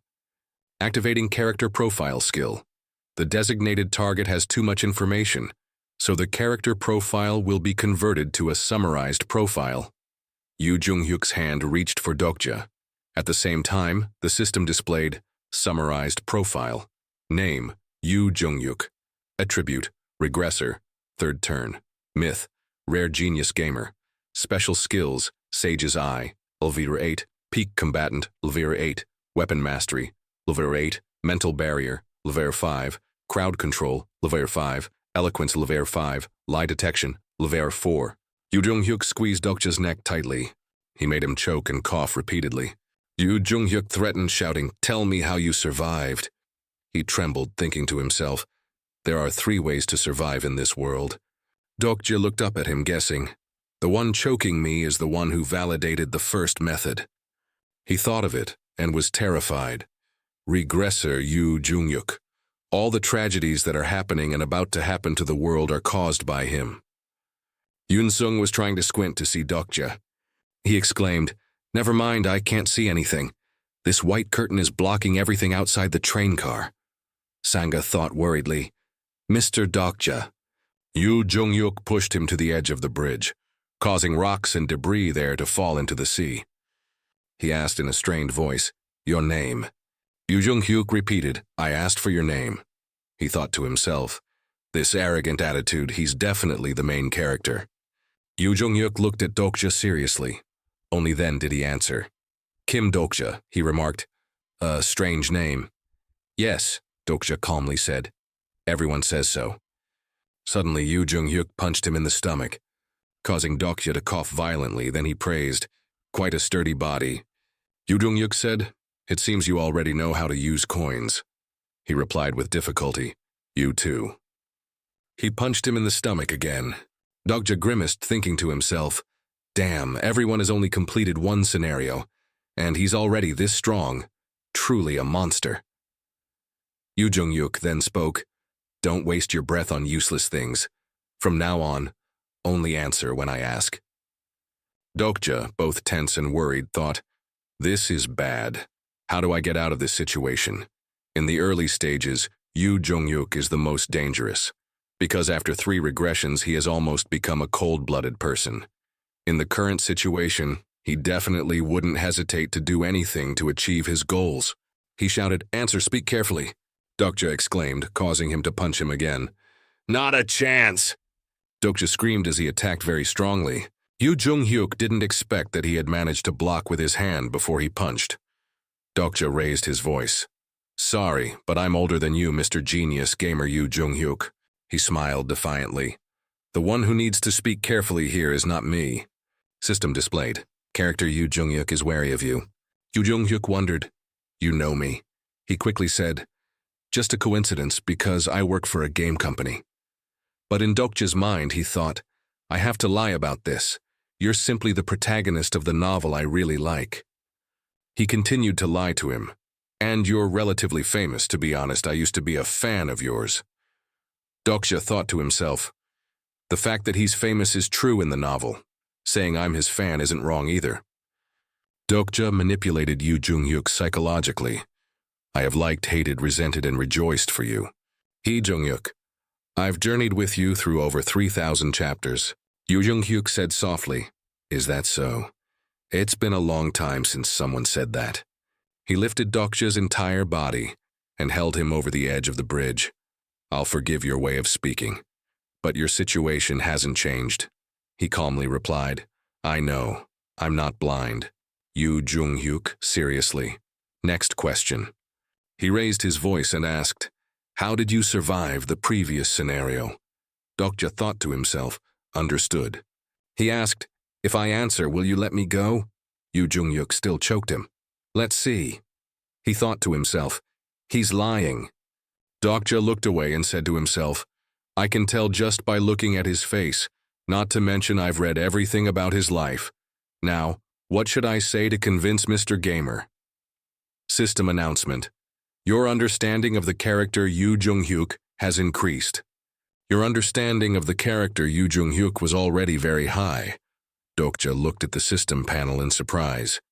You have met the conditions to activate the skill Omniscient Reader's Viewpoint. Do you want to activate the skill? Yu Jung-hyuk looked at him stunned, then thought, only Lee Hun-sung and Kim Nam-woon should have survived in that train car. But Kim Nam-woon died, and others survived. What happened? Who is this guy? He planned. I need more information. If he really could be an obstacle for me, then kill him. Dokja was still dazed. Huh? What?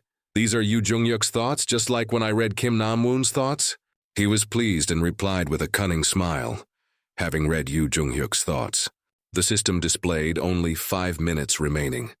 Dokja was saying, I survived by... Then Yu Jung-hyuk interrupted. You completed the scenario by killing insects. He looked at him seriously. Just luck. I happened to find a kid's insect box in the same car after an explosion occurred in the next car. He turned his face away and thought tensely, the future has completely changed. A moment later he exclaimed, explosion, insects. Dokja thought smugly, surprise, kid? Didn't expect that, did you? Well, only Kim Nam-woon and Lee Hyun-sung were supposed to survive. Yu Jung-hyuk blamed himself. It's my fault. Unlike the previous turn, this time I created an explosion and killed everyone inside. He kept thinking, but even so, there are still too many questions. This guy is extremely calm. A normal person would have panicked already. He adapts extremely well to this cruel world. Yu Jung-hyuk frowned tensely. It's highly probable he's the one who killed Kim Nam-woon. If so, he could also be useful, but that also means he's very dangerous. Dokja slowly said, so, can you let me go? We don't have much time left. Let's go through Oksu Station together, he replied, making him falter. No. Yu Jung-hyuk's left eye suddenly glowed yellow. Your presence is still extremely suspicious, he thought fearfully. That Yu Jung-hyuk's SS grade skill, Sage's Eye. Dokja was lifted high by Yu Jung-hyuk. While he was thinking, Sage's Eye can observe the target status window, along with all hidden information. This is the strongest observation skill in this world. I was wondering why he hadn't used Sage's Eye yet. Actually, this could even be beneficial.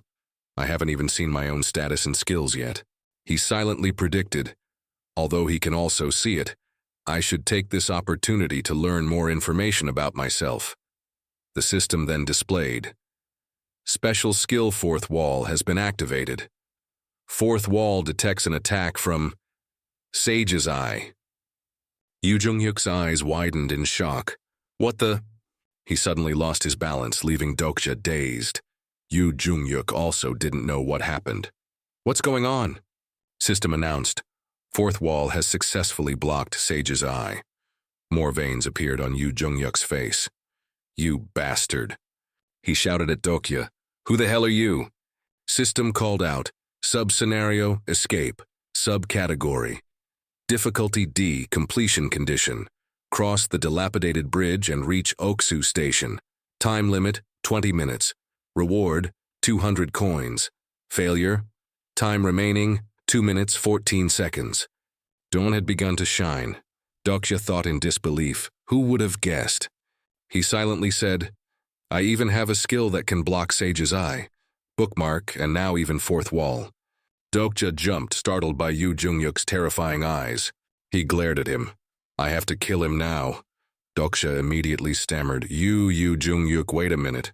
He thought confusedly, damn it, things have gotten complicated. Now he won't believe my fabricated stories anymore. I need to change my plan. He then instructed, that's right, you need a capable companion because you can't complete the 46th scenario on your own, right? Yu Jung-hyuk was furious. How do you know about that? Are you also a regressor? He immediately replied, who I am doesn't matter. What matters is that I can also help you.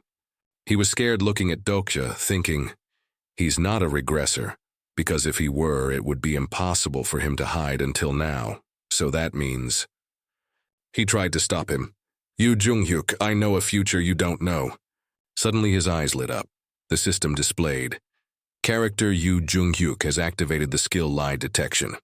Lie Detection confirms your words are true. Yu Jung-hyuk thought in alarm. Impossible. Is there another prophet besides Anna Croft in South Korea? System announcement. Prophet. In Ways of Survival, this is the only attribute that allows a character to see into the future and simultaneously possesses an innate ability to nullify lie detection. In reality, only one person possesses the prophet attribute in Ways of Survival. Yu Jung-hyuk interrogated, can you use future sight? Dokja awkwardly replied, something like that. He asked further, so you knew I would appear here? He said, exactly. Yu Jung-hyuk squeezed his neck tightly. Yu Jung-hyuk, I know you have a special power and you also have knowledge of the future, right? Dokja struggled to utter. However, the knowledge you have isn't perfect. He thought, a regressor is revived, returning to the starting point if he dies. Therefore, he has information about events that will happen, but if he uses them to change the present, then the future also changes. Dokja affirmed, let me accompany you. I can compensate for those shortcomings. Then he silently said, a prophet is the perfect companion Yu Jung-hyuk needs, and I can play a similar role. He knew himself because he was the sole reader of this story. Yu Jung-hyuk unhappily gritted his teeth looking at him. He squeezed Dokja's neck even tighter and thought, prophet, yes, really useful. Not just for scenario 46, but also when I fight the Zarathustras. Damn it. But can I trust him? Yu Jung-hyuk tried to think. A companion. 50 seconds left to complete the scenario. System announcement. 50 seconds remaining to complete the scenario. System continues to call out. 40 seconds remaining to complete the scenario. Suddenly Yu Jung-hyuk spoke. All right, then you will go with me. He pulled Dokja's collar, catching him off guard. Then Yu Jung-hyuk pulled him along. Dokja immediately exclaimed, wait, let go. After a while, he stopped walking. The system displayed reality twist. Even number bridge. A bridge of light created by the mystical power of a constellation has appeared, but it only allows an even number of people to cross. If an odd number of people use the bridge, it will disappear. Around the two of them were the controlled living dead. Sangha anxiously exclaimed, what happened to Mr. Dokja? Hyun-sung reassured, we can only wait. Yu Jung-hyuk coldly looked in another direction. His hand still pulled Dokja's collar, making him uncomfortable. Dokja silently endured. Anyway, it's lucky I was saved. This regressor is as stubborn as in the story, so annoying. System displayed. Continuous stressful thoughts have made your spirit weary. Special skill, omniscient reader's viewpoint, has been disabled. He thought with relief, lost the ability to read minds. I wonder if it's okay. Dokja followed Yu Jung-hyuk and thought, but for now, it's temporarily fine. I've managed to convince Yu Jung-hyuk and also cross the bridge. While walking, Yu Jung-hyuk suddenly turned back, surprising him. He spoke. I will ask you one last question. He gripped Dokja's collar tightly. If you truly are a prophet, then you must also know your own future, right? Suddenly, Yu Jung-hyuk lifted Dokja up, confusing him. He held his body out over the edge of the bridge, making Dokja anxious. What the hell now? Dictyosaurus surged up from the sea below, making Dokja think, I have a very bad feeling. Yu Jung-hyuk spoke. Will I? Then he noticed the ichthyosaur opening its mouth towards him. He dangled Dokja and threatened, will I let go or not? He silently fumed, this madman again? Dokja tried to console himself. I know him better than anyone. The Yu Jung-hyuk I know would. Thinking this, he calmly spoke, surprising Yu Jung-hyuk. Before I answer, I have two things to say. Dokja was fearless while he listened intently as he said, First, I am not your soldier. From now on, you'd better behave properly towards me. And second, I will cooperate with you. Only if you promise that you will also cooperate with me. Yu Jung-hyuk spoke in a low voice. Whatever, what's your answer? Dokja smiled a satisfied and cunning smile. Let go and get lost into Oksu Station, you arrogant bastard. Yu Jung-hyuk immediately released his hand from his shirt, causing Dokja to fall without reacting in time. He realized he was about to fall into the monster's mouth and screamed incessantly. Yu Jung-hyuk said profoundly, I believe you now, a prophet indeed. Dokja's eyes widened in a dazed look towards Yu Jung-hyuk. He couldn't help but exclaim in his heart, Really? Dokja's entire body fell into the monster's giant mouth. He admired himself. True to the rumors. As soon as Dokja was in its mouth, it immediately swallowed him. The system displayed a notification. You have failed to complete the scenario. Dokja's body was swept away by the current. He struggled to hold his breath, lamenting inwardly. It hurts like hell, but I have to try. Stay conscious, don't pass out now. After a while, Dokja's body, along with others, fell into the ichthyosaur's stomach. He quickly surfaced from the water and gasped for air. Dokja gently patted his chest to cough out all the water. The water here reached Dokja's chest.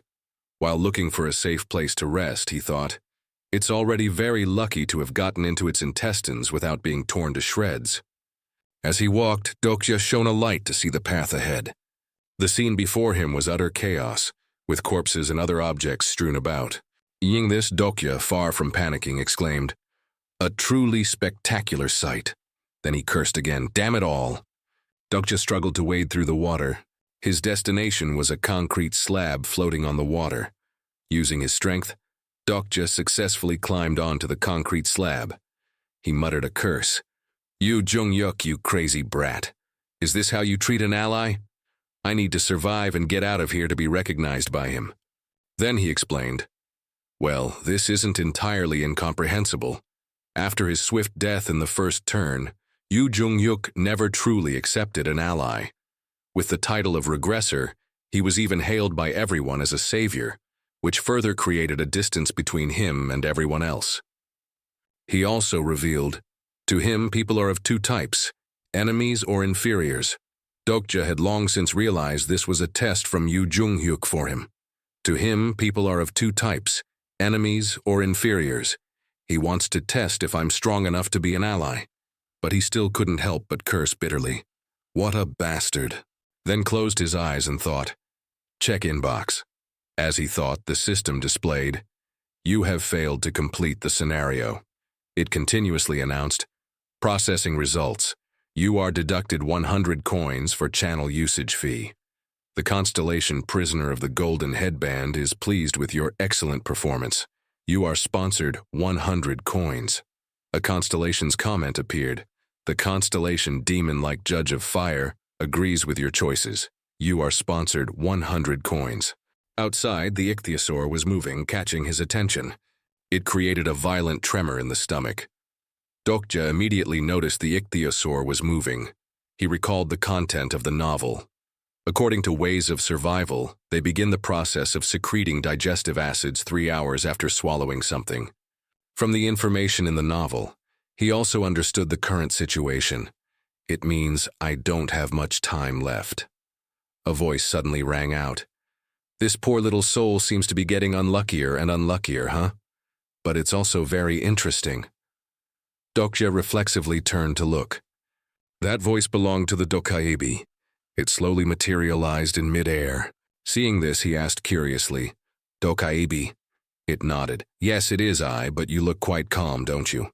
Dokja looked at the Dokja and replied seriously, Because I was waiting for you to come. It seemed surprised. Is that so?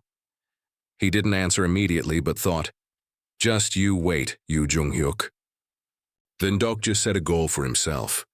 This test, I will not only pass it, but I will even become as strong as you. He became excited. Then you will have no other choice. Meanwhile, Yu Jung-hyuk outside was watching the ichthyosaur. Dokja continued, besides recognizing me as an ally.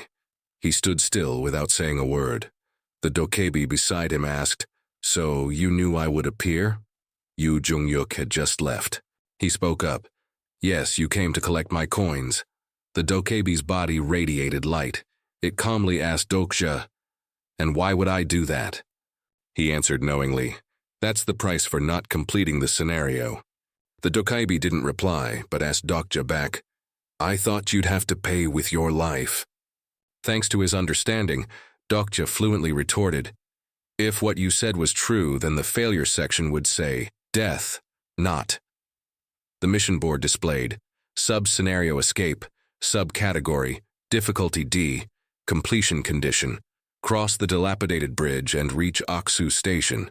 Time limit 20 minutes, reward 200 coins. Failure. He continued to analyze, meaning, upon failure, we can negotiate, right? The dokebi praised Dokja. Commendable, very commendable. It slowly told him, to deduce that from such a small detail, no wonder you've attracted the attention of quite a few constellations. Just as you said, failure in this sub-scenario isn't the end. As long as you cough up enough money, it's fine. Dokja listened intently. After finishing, the dokebi put on a despicable face and said, and I demand 100 coins. Then you can continue your journey. Hearing that, Dokja wondered to himself, 5,100 coins. He looked at the amount of coins on the system. Remaining coins 5,100 gran. In his heart, he was furiously cursing. Is this dog kidding me? Dokja angrily scolded. Then all the money's gone, isn't it? Why don't you just climb on my head and sit there? The dokebi waved its hand, tossing him an unreasonable phrase, or die. It lazily lay down in midair and challenged Dokja. Well, if you refuse, let me just kill you and go to sleep soundly. He didn't back down. Then kill me. Dokja's words made it panic. He continued to challenge the dokebi. Kill me, leaving it unsure what to do. Before the dokebi could reply, Dokja said again, but you can't do that, can you? He thought confidently. Of course not, it needs me badly. Dokja smiled, certain of his reasoning. You yourself said many constellations are interested in me. If it intended to kill me from the start, it wouldn't have bothered coming all the way in here to talk. The dokebi was successfully provoked by him. This arrogant human, you're a bit too conceited. But before it could finish, Dokja interrupted. Low-level dokebi Bihyung. He then asked the dokebi, isn't the life of a streamer wonderful? Making it dazed. The dokebi was extremely frustrated. How do you know my name?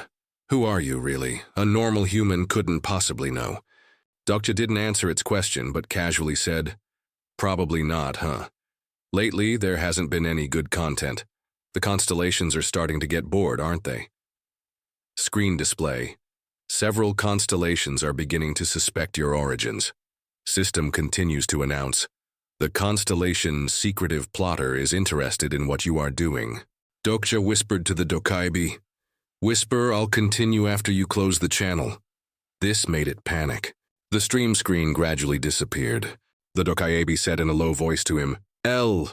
It had a voice. At this point, the dokebi dropped all pretense and contemptuously asked Dokja, how does a trivial human like you know about this streaming system? Some information appeared.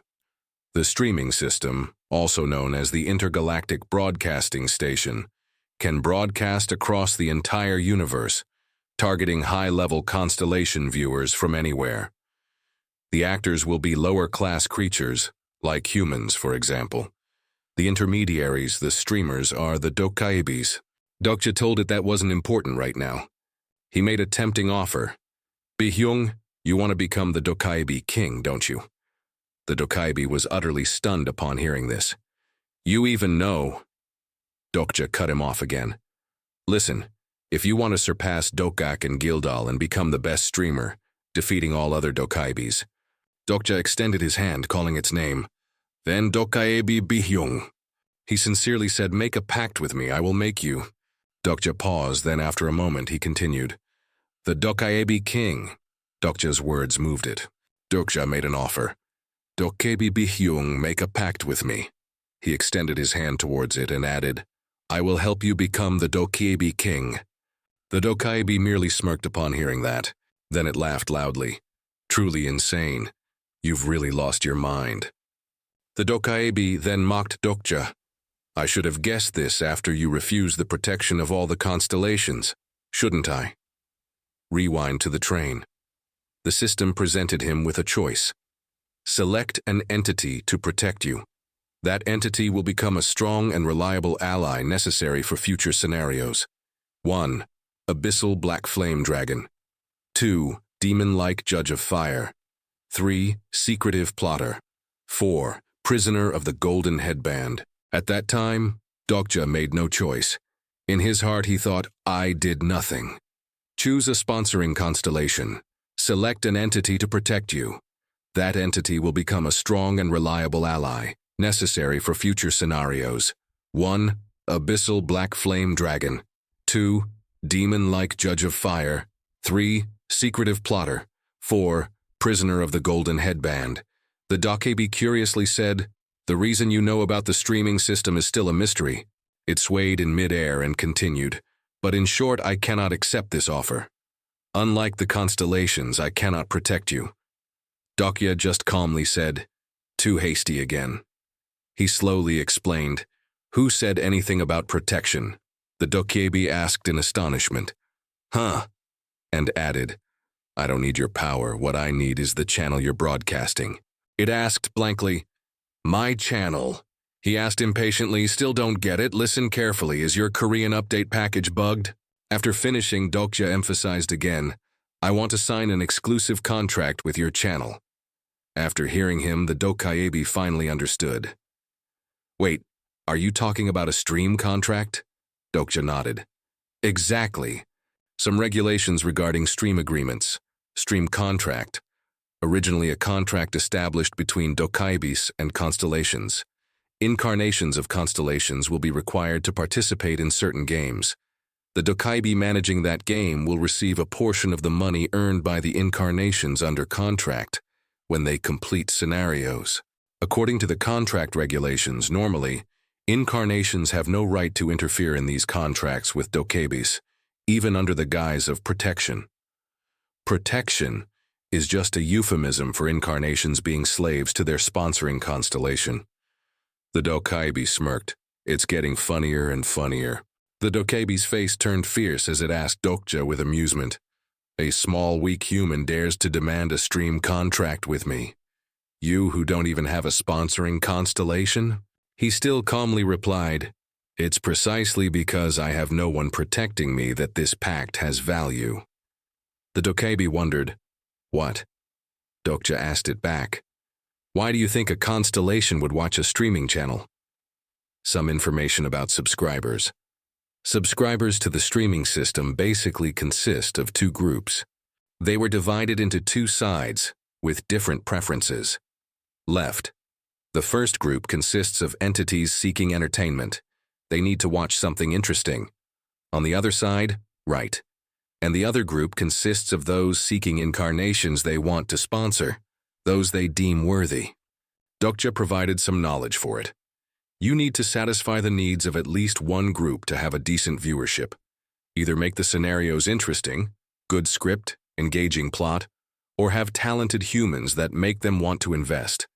But the Dokkebi didn't pay attention to his words, asking impatiently, all right, you know a lot of things. But so what? Dokja then poked at it. Still don't really understand. At this rate, when will you increase your viewership to 3 digits?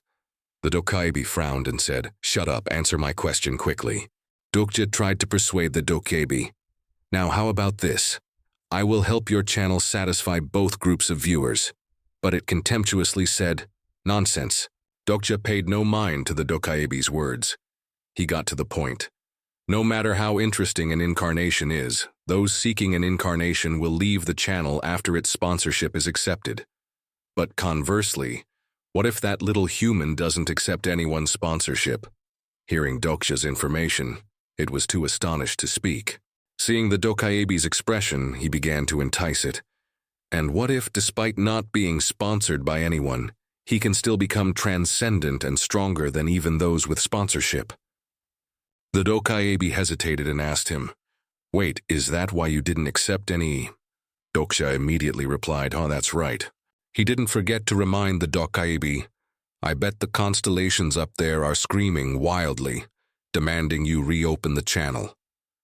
This made it jump. Dokja rambled on the side. They are extremely curious, wanting to know who this person daring to challenge the regressor is, asking questions like, does he really know the future? Then why did he have to be eaten by the ichthyosaurus? Is he really a prophet? The Dokaebi awkwardly opened the system. "Shut up." It even scolded him. "You're just... Stop bluffing. A lowly human cannot possibly overcome the power of the constellations. That is the law of this world." And Dokja comfortably replied to it, "No, you're the one who should shut up. Like I said, you can't kill me either, so the best option right now is to cooperate with me, and I will help you become king." The Dokaebi couldn't believe what it was seeing. Dokja knew he had predicted correctly. He smiled, couldn't accept this, and tried to change the subject. "Anyway, let's deal with your failure first. Pay me 5,100 coins and then—" He asked innocently. "What? Who failed?"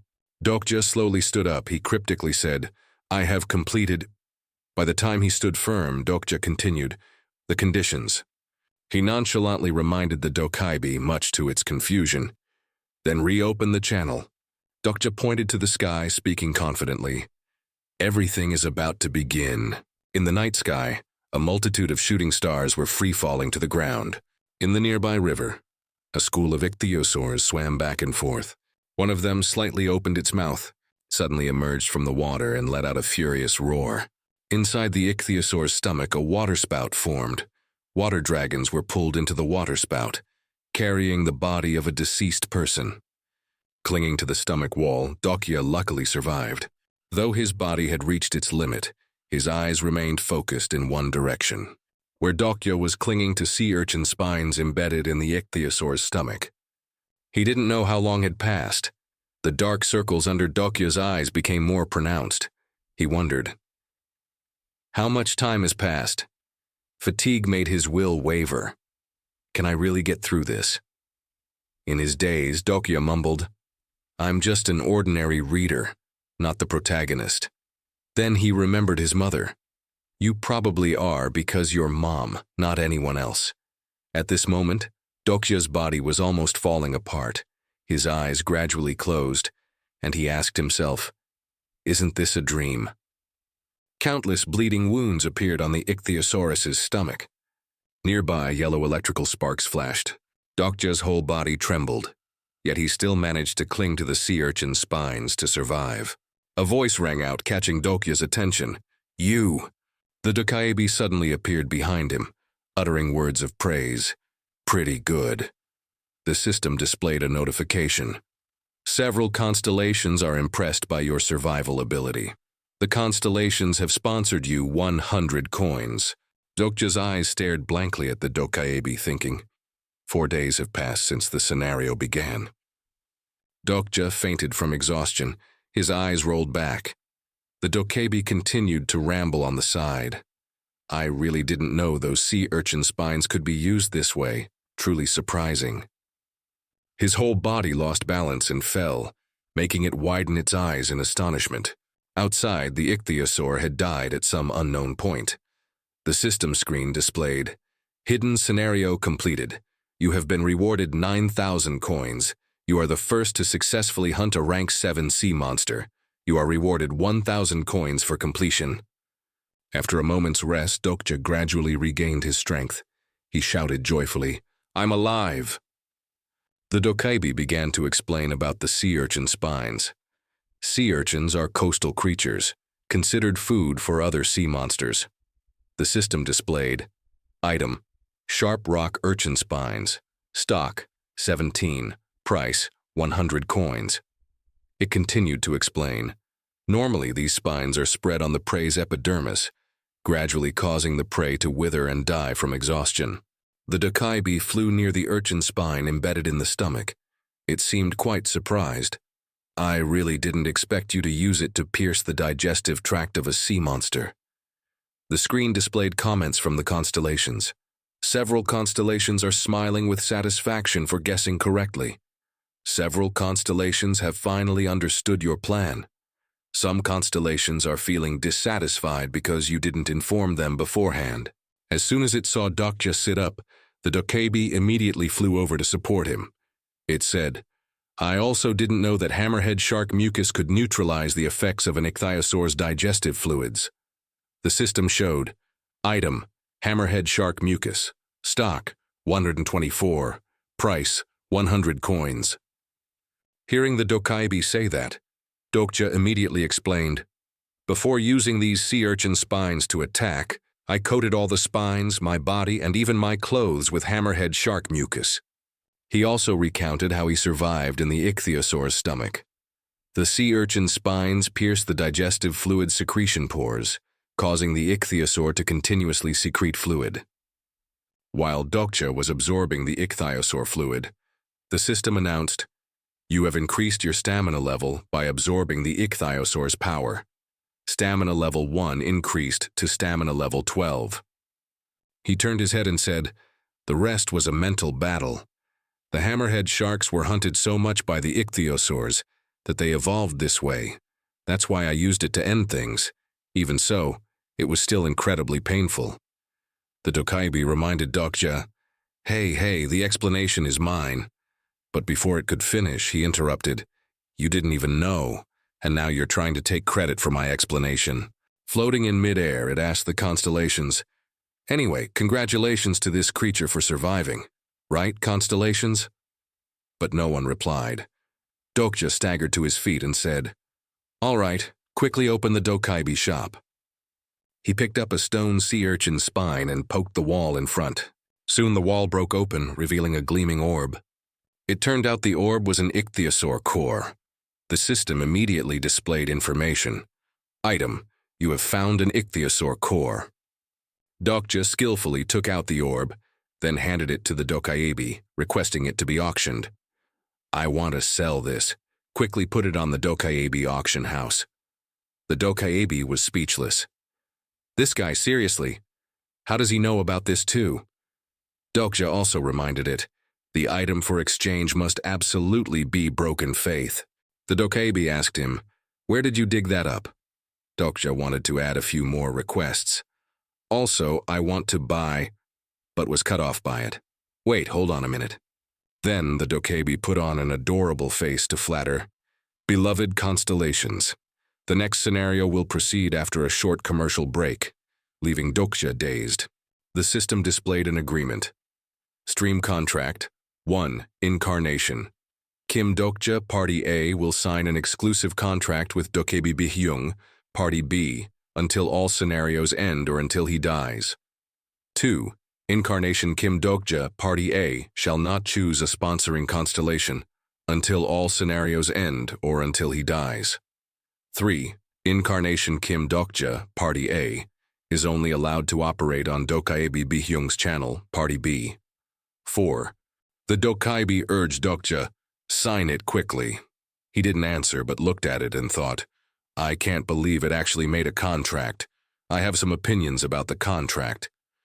Dokja then reminded the Dokkaebi, "There's still an important clause that hasn't been included." It calmly replied, "Nani, the rest can be discussed verbally. A stream contract is a soul contract." He widened his eyes at the Dokkaebi and then spoke. "The ratio, it can't be this vague." It trembled and nodded. Right. The Dokkaebi suggested to Dokja a 5-5 ratio. "Okay. In return, I won't charge you channel maintenance fees. For example, if we get 100 coins in sponsorship, I get 50, you get 50. Before its tempting words, Dokja asked a question. "Isn't it supposed to be mine?" The Dokkaebi hesitantly explained, "That's the basic ratio." It also added that constellations would choose their incarnations on the Dokkaebi's channel. The Dokkaebi continued, "All sponsorships received from other constellations will be divided according to the ratio." Afraid Dokja would go back on his word, it added another sentence. Normally, it would be like that. Dokja unhesitatingly refuted its words. I am an incarnation without a sponsoring constellation. And again, when sponsoring an incarnation without a sponsoring constellation, the constellations have to pay a very high fee, don't they? This made the Dokkaebi sweat nervously. Then he asked it with a threatening tone. I'm already finding this interesting, making the Dokkaebi turn pale with fear. At this point, Dokja directly decreed, Ratio 10.0. The Dokkaebi, hearing this, stared at him wide-eyed. It angrily shouted, What the hell are you talking about? In contrast to the Dokkaebi, he smiled and replied, You can just take the fee, can't you? I won't pay a single cent. The Dokkaebi tried to renegotiate. How about a 7.3 ratio then? However, no matter what it proposed, he still refused. 10.0. Or should I switch to another channel?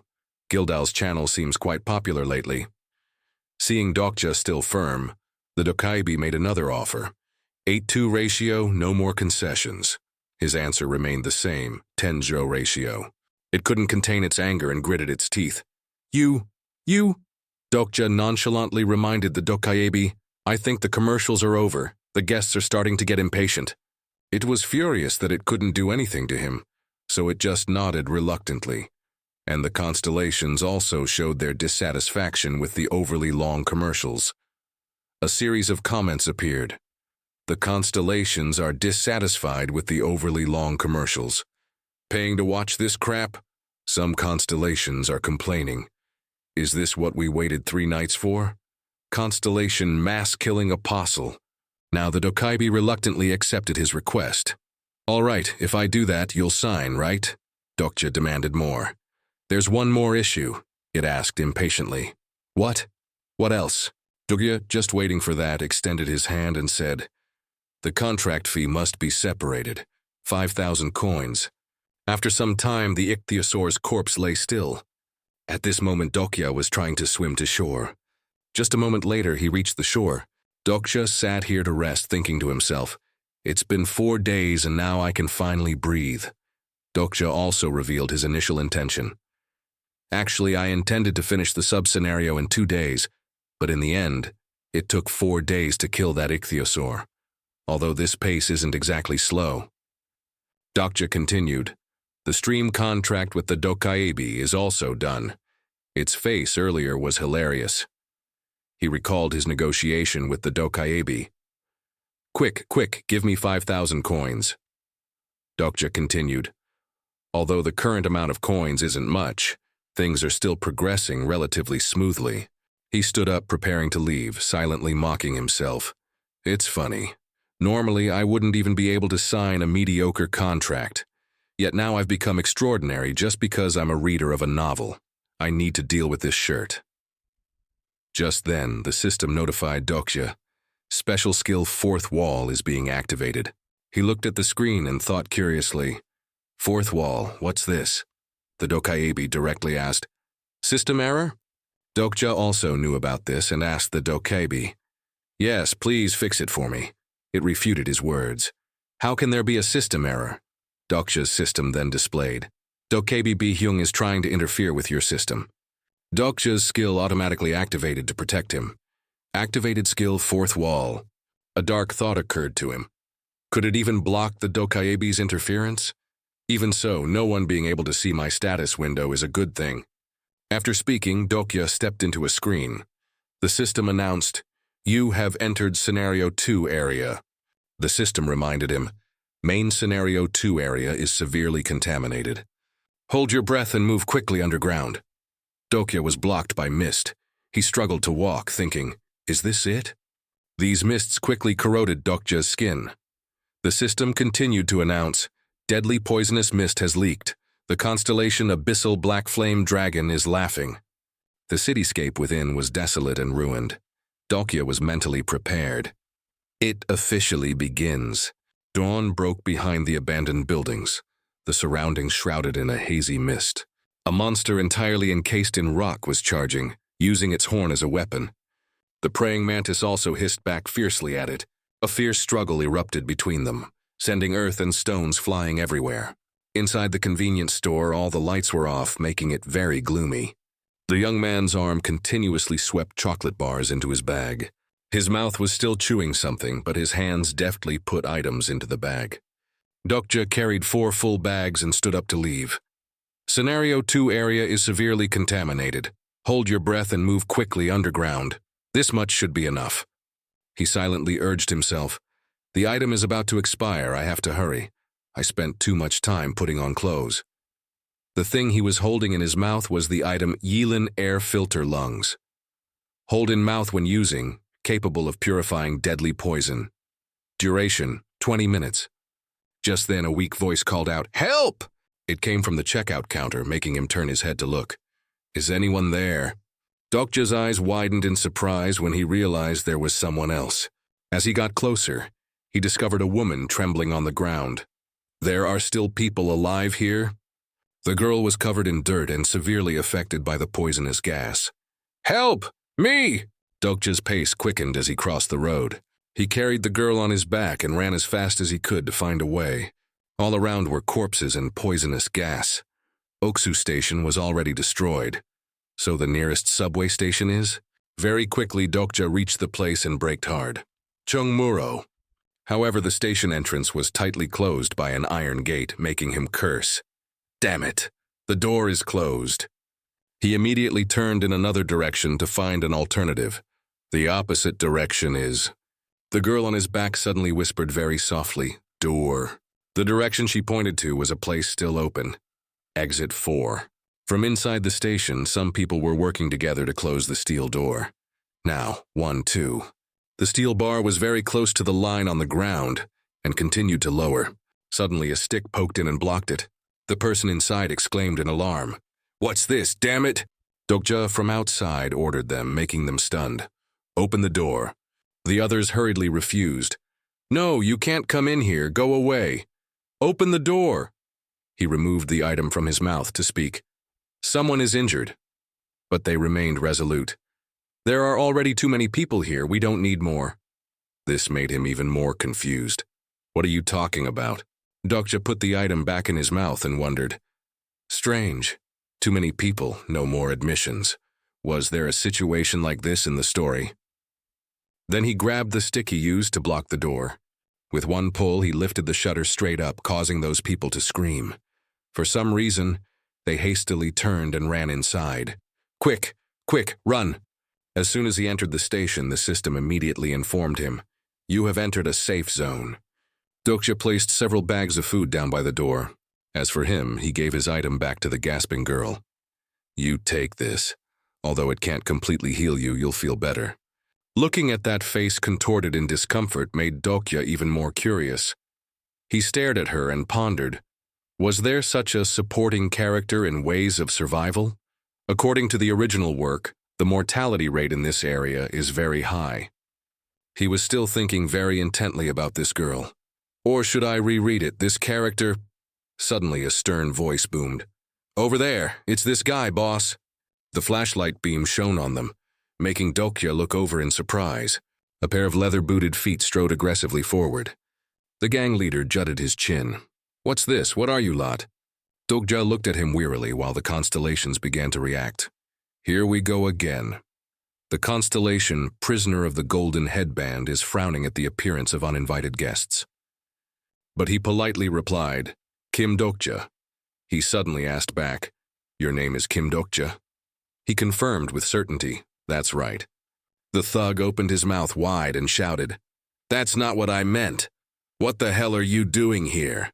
His underling suddenly exclaimed, "The girl!" The girl had gradually regained consciousness but was still very weak. "She's the daughter of the Gom Pasa conglomerate. She's the one who came back with Nohi, right? That thing?" The thug looked at his underling with a scowl, but then he quickly switched to a sly grin. "So that's it, huh? You little brat, you're quite cute too, daring too, without my permission." Dokja's thoughts emerged. Post-apocalyptic genres often feature dangerous gangs like this. The group started whispering amongst themselves, "Sorry, Boss Cheolsu, I should have told you earlier." He, meanwhile, was confused. "Cheolsu? Is there a character like this too? Dokja remained lost in his own thoughts, even though he had imagined the apocalypse with the rise of criminals many times. But experiencing it in reality felt like an age-old trope. The thugs soon spotted his bag of supplies. Okay, let the girl go. What's that? Boss, it looks like food. Cheolsu glared threateningly at him. Leave the food and get lost. Then I'll spare your life. Dokja wasn't afraid of him, only concerned about the unfolding plot.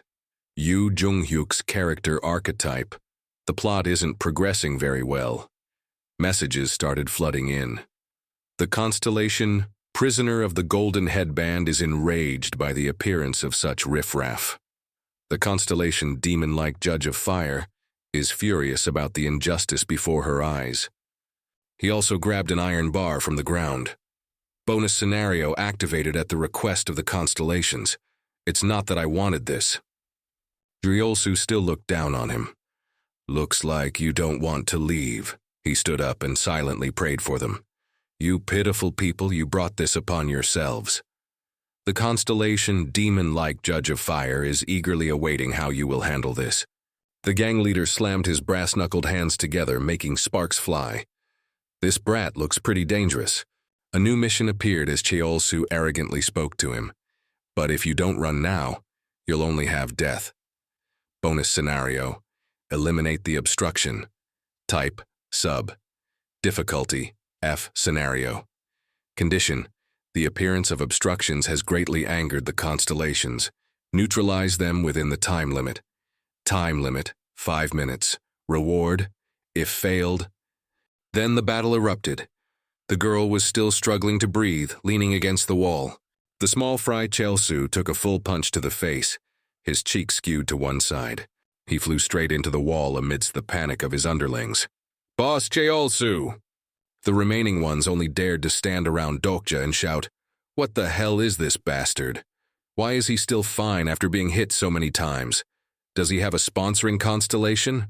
He, however, wasn't too surprised. My current levels of physique, strength, and agility create a huge combat power difference with these small fries. He thought to himself, currently my physique level is 33, but these guys' stats are single digits. The others lay flat, their faces bruised all over. Damn it, I can't move. The despicable bastard aimed only for the legs. Boss! Dokja, holding an iron rod, walked up to Cheolsu. Even if he received protection from the constellations, now he looked utterly wretched facing him. He couldn't possibly make up for such a huge difference. Character information. Name, Bang Cheolsu. Age, 34. Sponsor, Constellation, Lola's Guardian King. Special attribute, Common Special Ops Captain. Special skills, Aircraft Combat LVB2, Lying LVD2. Stigma, Intimidation LVD1. Basic stats, Physique, LVD6. Strength, LVD7.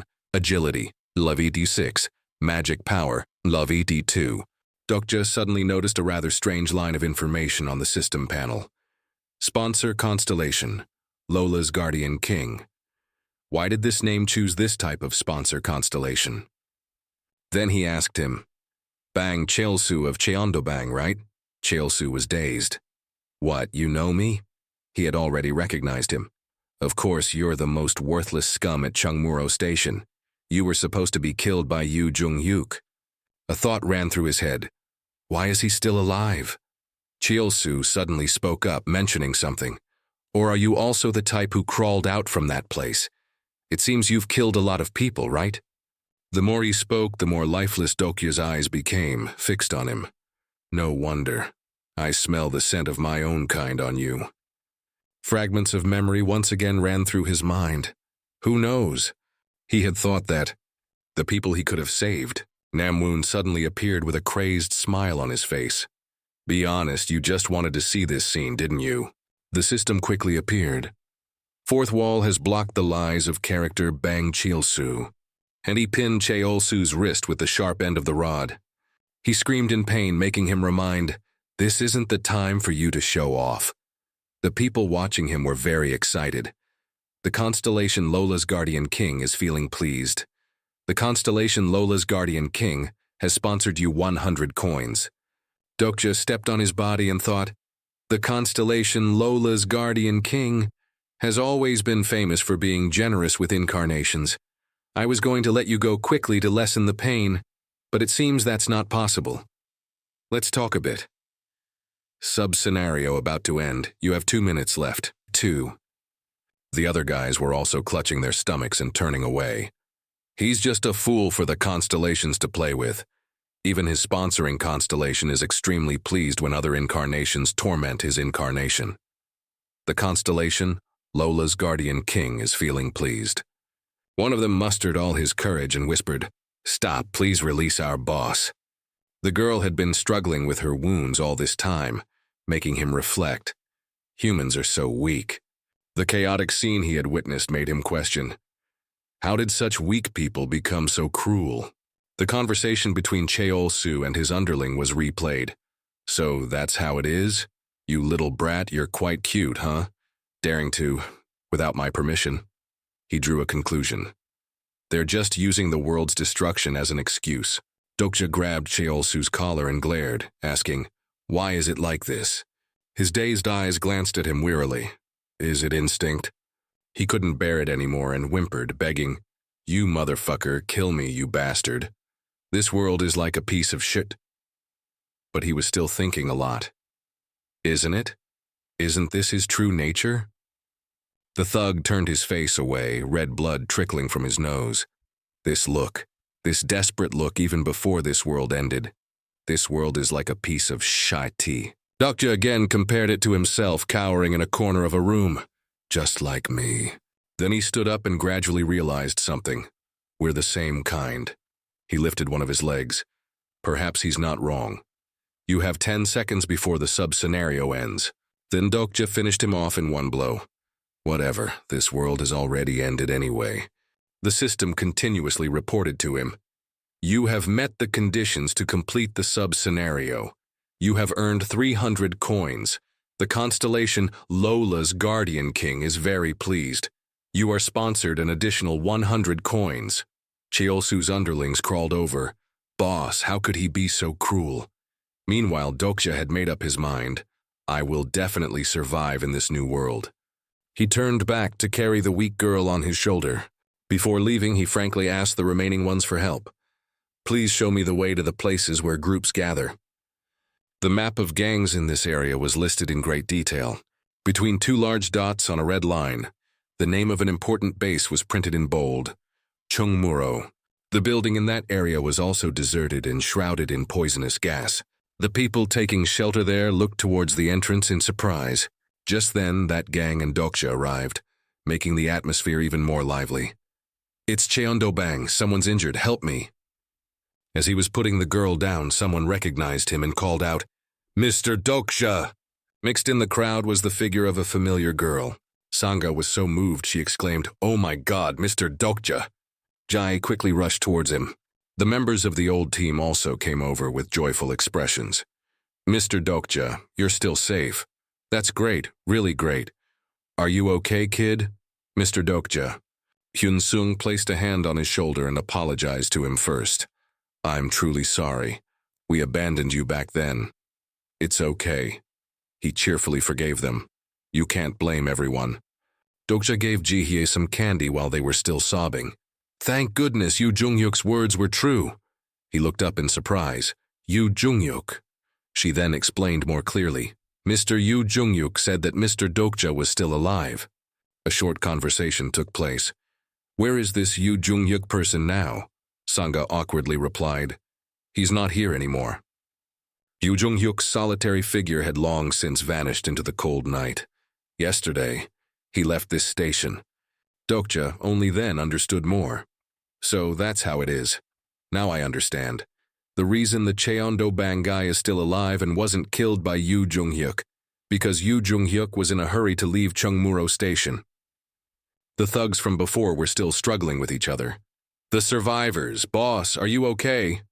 Meanwhile, he had already foreseen their fate. In the third regression, they become monsters fighting over food. Dokja muttered to himself. And Yu Jung-hyuk, To achieve his goal, he left without looking back. But it seems he handled the basic problem before leaving. What? Anyway, he's in a hurry. I'm just talking to myself. It's a habit. A constellation immediately reacted. The constellation, mysterious schemer, likes your soliloquies. Then he asked a question. It seems one person is still missing here. Countless footsteps rushed over in a great hurry. Their hands all held crude weapons like water pipes and wooden sticks. Dokja's group was surrounded by them and isolated into an area. He glanced over at the new group of thugs. His gaze immediately caught Mayungo trembling. You, how could you? A memory from a few days ago, when he panickedly carried Sangha away, was replayed. Then for some reason he kept insisting, "We have to chase him away. That cruel, inhumane person, we can't let him stay here." Things were very awkward when a slender hand placed itself on Myungo's shoulder. "Sir, we must be polite. We are all survivors. Why do we need to do this?" The young man smiled friendly. "Nice to meet you. You're new here, right? May I know your name?" He smiled and introduced himself. "I am Cheon In-ho." He still held several bags of food in his hand and shook hands with him. "I've heard this name somewhere before. I am Kim Dokja. This guy has a sponsoring constellation. He must be the leader of this place." He carefully gripped the iron bar. "It seems Cheondobang is also under his command. They probably won't let me off easily." Just then, Cheon In-ho continued, "I've heard everything from everyone." The words he uttered were not as he had predicted. "You fought monsters and saved members of my group. What?" The guy raised his hand and declared to everyone around, "Everyone look, our brave new member has brought food." They looked at him greedily. Food. Those consumed by hunger shouted sounds of joy, much to his smug satisfaction. "Food, food!" Cheon In-ho again gave a friendly welcome. "Welcome to Chungmuro Station, Dokja." Dokja silently clenched his fist to suppress his anger. This bastard. So this is why he came here. The constellation mysterious schemer is feeling very excited. The nearby vending machine was also completely empty. Currently, there are a total of 86 people at Chungmuro Station, including Mr. Dokja. That's 87 people. He exclaimed, "So few people survived." Yunsung then explained clearly, "When the scenario occurred, only those in the vicinity of the station and those on the subway survived." His face turned sad, and he dared not finish his sentence. Perhaps from the very first scenario, some people trampled on others' lives to survive. Dokja understood the meaning himself. "Everyone here is a murderer," Lee Hyun-sung continued to tell him. "Currently, Chungmuro Station is divided into two factions, the Landlord Alliance and the Gom Pasa faction. First, the Landlord Alliance faction. Myungo did his best to reassure the members. Everyone, please trust me. Our chairman is working very hard so that all of us can survive in this place." They also believed him, as expected of the youngest son of the Hanshin conglomerate. On the other hand, in the Gom Pasa faction, those people were all starving. "Mommy, I'm hungry." "Hold on a little longer, dear. The rescue team is coming soon." Empty words echoed again. "It will be all right." He kept saying similar things. "We, all of us, can survive." The previously eaten food had been consumed and thrown into the trash. Food distribution is currently decided by the Cheoldu group. Food is becoming increasingly scarce. Therefore, they are trying to send some members to the surface to search for food. They just recounted to him. Young Hee-won, who went with us, was one of those chosen. Kim Dokja didn't understand what they meant. Young Hee-won sat down next to the girl and answered for her. That's the name of the girl Mr. Kim Dokja saved. Young Hee-won's eyes remained closed, looking very uncomfortable.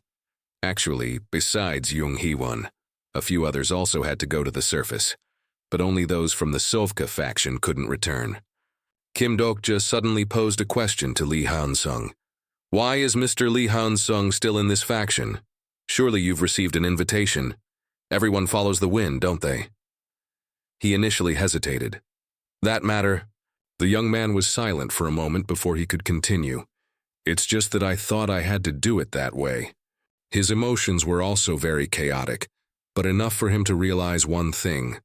I don't know about these ethics or morals, but I always feel that I shouldn't side with them. Perhaps until now I've just been a hypocrite.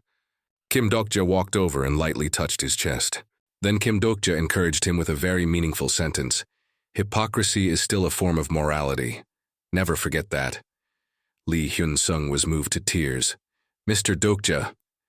Then someone interjected between them. Kim Dokja. Both stopped their conversation and looked towards Gong Pil-do. There are things that must be done out of necessity, but that doesn't mean they never happened. He had proposed to Kim Dokja. Can we talk for a moment? At that very moment, Kim Dokja kept telling himself, a cruel phenomenon, but it must not be forgotten. Yu Sang-ga, Lee Gil-young, and Jung Hee-won sat side by side, holding 2 bags of food. Meanwhile, Gong Pil-do was negotiating. I'll be frank. He uttered a sentence, join our faction. Kim Dokja wasn't too surprised, I knew it. Gong Pil-do began to sweet-talk him. With your abilities, I will give you a worthy position. Let's lead this group together. But Kim Dokja coldly asked, what if I refuse? The smile on his lips immediately vanished. Though his tone remained the same, a hostility slowly formed in his eyes. Refuse? You're quite interesting. I never thought that would happen. He kept blabbering.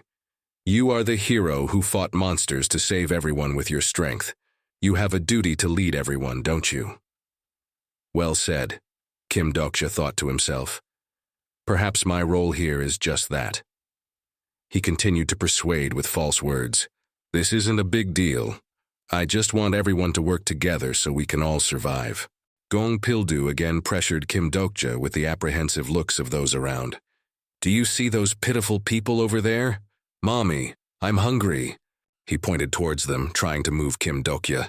But Kim Dokja's expression remained unchanged after hearing everything. The sign of this train station was still faintly lit. Lee Hyun-sung sat restlessly on the chair. Will it be all right if you refuse like that? Kim Dokja immediately asked back. So you expect me to agree? The young man hurriedly denied. No, it's not like that, but... Lee Hyun-sung recalled, I'm a bit obsessed with Gong Pil-do's last words. He was still cheerful with Kim Dokja until the end. If you change your mind, come find me anytime. But Kim Dokja's reply was blunt. That won't happen. The other guy persisted. Let's just wait and see. Kim Dokja opened the food package and said to those around him, forget it, let's just see how it goes. But hey, it's dinner time, isn't everyone hungry? Lee Hyun-sung looked at him with admiration. Mr. Dokja is so mature. Snacks and instant food were piled high inside. Everyone, eat up quickly. They still hesitated and asked, really, is this okay? As expected, an interruption occurred amidst their group. The people in the station all gathered and looked at Kim Dokja with angry eyes. They continuously criticized Kim Dokja. Are you planning to monopolize the food like this? You have to share it with everyone. Where did this idea of eating alone come from? Kim Dokja was bewildered by their actions. Didn't you just say you brought it for everyone? Why are you only feeding your group? Hand over the food to Mr. Gong Pil-do, then receive a fair share. The scolding voices echoing in his ears grew fainter and fainter before Kim Dokja's thoughts. The truly dangerous people in this ruined world. At this moment, the shadowy figure of the new boss appeared behind the crowd. I remember now, Gong Pil-do at Gum-ho Station. Kim Dokja began to scowl.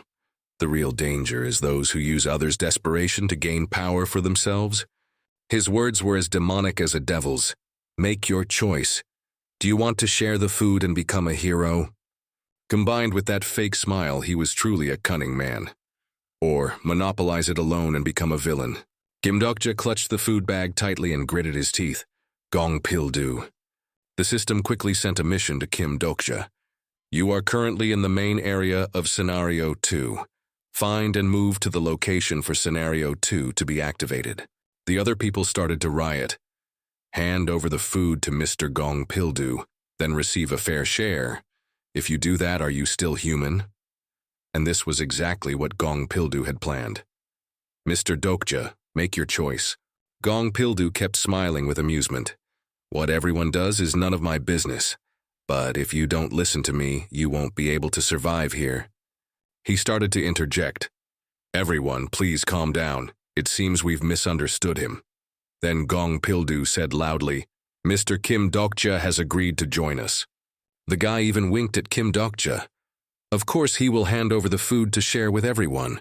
You can't do anything but shake hands with me. Moreover, he also promised that in the future he would join everyone. But Kim Dokja actively cut him off. Enough. That decisive word plunged the entire train station into silence. Kim Dokja continued, Of course I will share the food with everyone. He quickly became smug in his mind. That's right, it has to be this way. But Kim Dokja hadn't finished his sentence. However, I said, Kim Dokja bluntly stated the condition, leaving them aghast. Nothing is free. They started whispering again. What do you mean by that? Not free? Is he planning to sell food? Kim Dokja's plan also caught the attention of the constellations. Several constellations are very eager. The mysterious schemer clearly shows his might. Kim Dokja glanced at Gong Pildu. That's right, I'm not a philanthropist. The reason Kim Dokja gave completely shut that old fox's mouth, and I can't trust anyone here either. The people there hesitantly asked, So what's the price? Do you need money? Kim Dokja refused those things and said clearly, No, I only accept coins. After that, the crowd dispersed to discuss. Praise was given for that clever handling. Mr. Dokja, that doesn't seem like a bad choice. 50 coins for each type isn't too expensive. The 3 people in the group were given food by Kim Dokja under a similar condition. As for everyone here, from next time onwards, I will also take 10 coins from each of you. Do you all understand? The system reported back to him some reactions.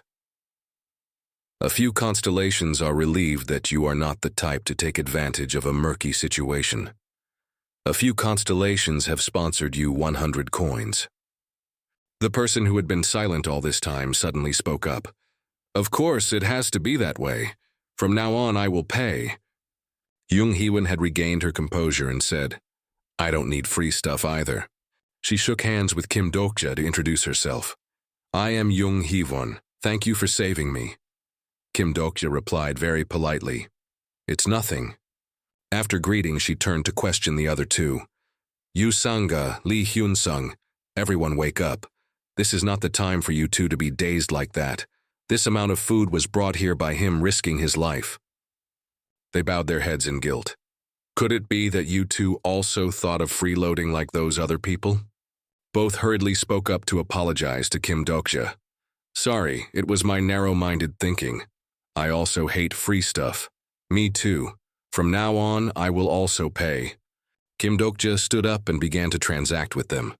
Thank you for understanding me. Do you all know the method for coin transactions yet? Yu Sunga replied. I learned it a few days ago. A flash of light occurred when their index fingers touched, silently indicating the amount of coins to be transacted. A bank-like transfer notification sounded. Lee Gil-young has paid you 20 coins. Kim Dokja was surprised. It seems you overpaid by 10 coins. The boy explained to him, That's the amount for the choco pie I ate 3 days ago, right? Jung Heewon was very pleased with the boy's attitude. Lee Gil-young is much more considerate than those shameless adults. Kim Dokja and the constellations also agreed. That's right. A few constellations are very interested in Incarnation Lee Gil-young. Jung Heewon was lucid enough to recount the story. The Cheoldu group is monopolizing food supplies. The atmosphere here returned to a gloomy state. Like livestock, everyone only gets to eat what they are given.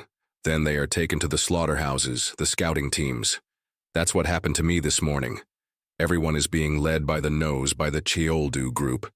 Lee Hyun-sung joined the conversation. I agree. That's why I feel Dokja's declaration is truly meaningful, but... He awkwardly expressed his opinion. Outside, it was still a pitch-black sky. Everyone, please wait a little longer. Women and children had long since fallen asleep to rest.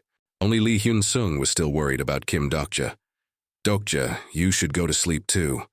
I'll keep an eye out for you.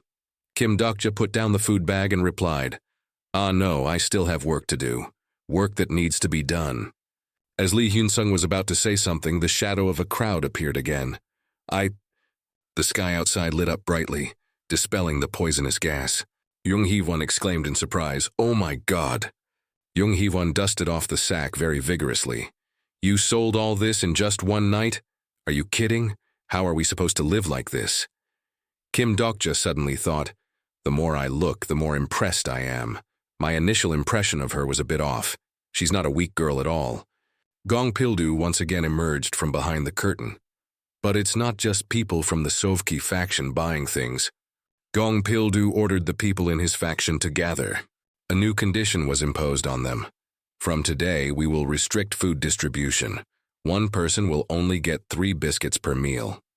The people there immediately expressed their discontent. What? 3 biscuits? How can we live on that? The usual argument broke out again. Haven't the members of the scouting team already received larger rations? Don't think we don't know about it. He smiled and cut them off with a sentence. That's right. If everyone wants more food, then join the scouting team. Of course, that's impossible. What? How can anyone return after joining the scouting team? Only people from the Sheoldu group can return. Doing that is no different from telling us to go to our deaths. The person in his faction began to whisper. That matter. Gong Pil-do vaguely revealed something. Of course, there are still other methods to get food. I didn't intend to go this far. He was planning something again to target Kim Dokja directly. It's just that yesterday, Mr. Kim Dokja showed us some very interesting things. Kim Dokja also understood what he meant. Is it that? Last night, more than half of my food was bought by people from the Cheoldu group. What happened last night occurred in silence. Of course, they also paid enough for that amount of food. Before taking the food away, Gong Pil-do even threatened Kim Dokja. Mr. Dokja, you made a very wrong choice. You will soon regret it. He radiated an aura with his skill. Everyone, Mr. Dokja's words are absolutely right. There's nothing free in this world. If you want food, then prove your worth. If you prove it, we will exchange it for food for you. Character Gong Pil-do is activating skill Agitation Levere 2. Isn't that a matter of course? Kim Dokja asked himself. Originally, everyone was like that. And he emphasized once again, "Thank you for letting me know that, Mr. Dokja." Due to that skill, the people there looked at Kim Dokja with hateful eyes. It's all because of this bastard. Kim Dokja also felt strange. Why has everyone become so infatuated? Could it be that he used the agitation skill? Jung Hee-won anxiously asked Kim Dokja. If so, then everything will go back to how it was, and the Cheoldu group will continue to monopolize food again? You yourself proposed to trade with everyone, to reduce the power of the Cheoldu group, wasn't that it? Kim Dokja calmly replied, Yes, I truly wished for everyone to rise up on their own. She's smarter than I thought. Jung Hee-won became even more indignant. Kim Dokja wasn't as rushed as she was. It changes. I've gained a lot more coins. Jung Hee-won was dazed. Kim Dokja is currently very rich, about 1,250 coins. Jung Hee-won became even more suspicious of Kim Dokja. What is Mr. Dokja thinking? Sangha, how could the person we trusted turn out like this? You, Sangha, said cheerfully. I still trust him. This made Kim Dokja feel pressured. Hearing that makes me feel the weight on my shoulders. Jung Hee-won still harbored some hope. But surely he still left some food for himself, right? Kim Dokja bluntly extinguished that thought. No, I sold it all. Jung Hee-won was astonished. What? Jung Hee-won found it hard to believe. He's like that, and you still continue to trust him, Sangha. Suddenly, Lee Gil-young offered a small biscuit stick to Kim Dokja. Kim Dokja patted the boy's head and coaxed. You want me to eat it? All right, you eat it. Then Kim Dokja continued with his own plan with a reminder. By the way, I'll say this now. The food everyone bought yesterday, is it still there? It's best for everyone to eat it all now. On Gong Pil-do's side, it was very chaotic. 200 coins per serving. We don't have that many coins. Then please go elsewhere. And in the morning, the lights on the signboard were also extinguished. Kim Dokja stood in the middle of the railway tracks and tried to look into the distance. Kim Dokja was still observing when suddenly someone who seemed interested struck up a conversation. All those who went in that direction have died, even the bullies were no exception. Jung Hee-won sat neatly in one spot, chin in hand, asking, "Don't tell me you're planning to go there." Jung Hee-won suddenly wondered something. "Did I thank you yesterday?" Kim Dokja replied. "I think you already did." Kim Dokja climbed onto a high step, while Jung Hee-won also stood up. "But I still want to thank you one more time." Kim Dokja's eyes followed the direction Jung Hee-won was pointing. "That person, him, he's the one who tried to attack us yesterday." Kim Dokja slowly recognized that face. "It seems yesterday he was by me." Jung Hee-won bluntly asserted to him, "Don't touch that guy." Jung Hee-won glared at that bastard with hatred. "I will kill him with my own hands." Kim Dokja then tried to check Jung Hee-won's information. The girl, if I hadn't saved her, might have died. In this scenario, she should have received sponsorship options by now.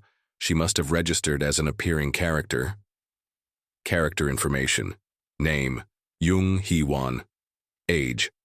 Sponsor, constellation, none. Currently, 3 constellations are showing interest in her. Dedicated attribute, hidden 1, common. Dedicated skills, killer, L-virus 1, keenness, virus 1, stigma, none.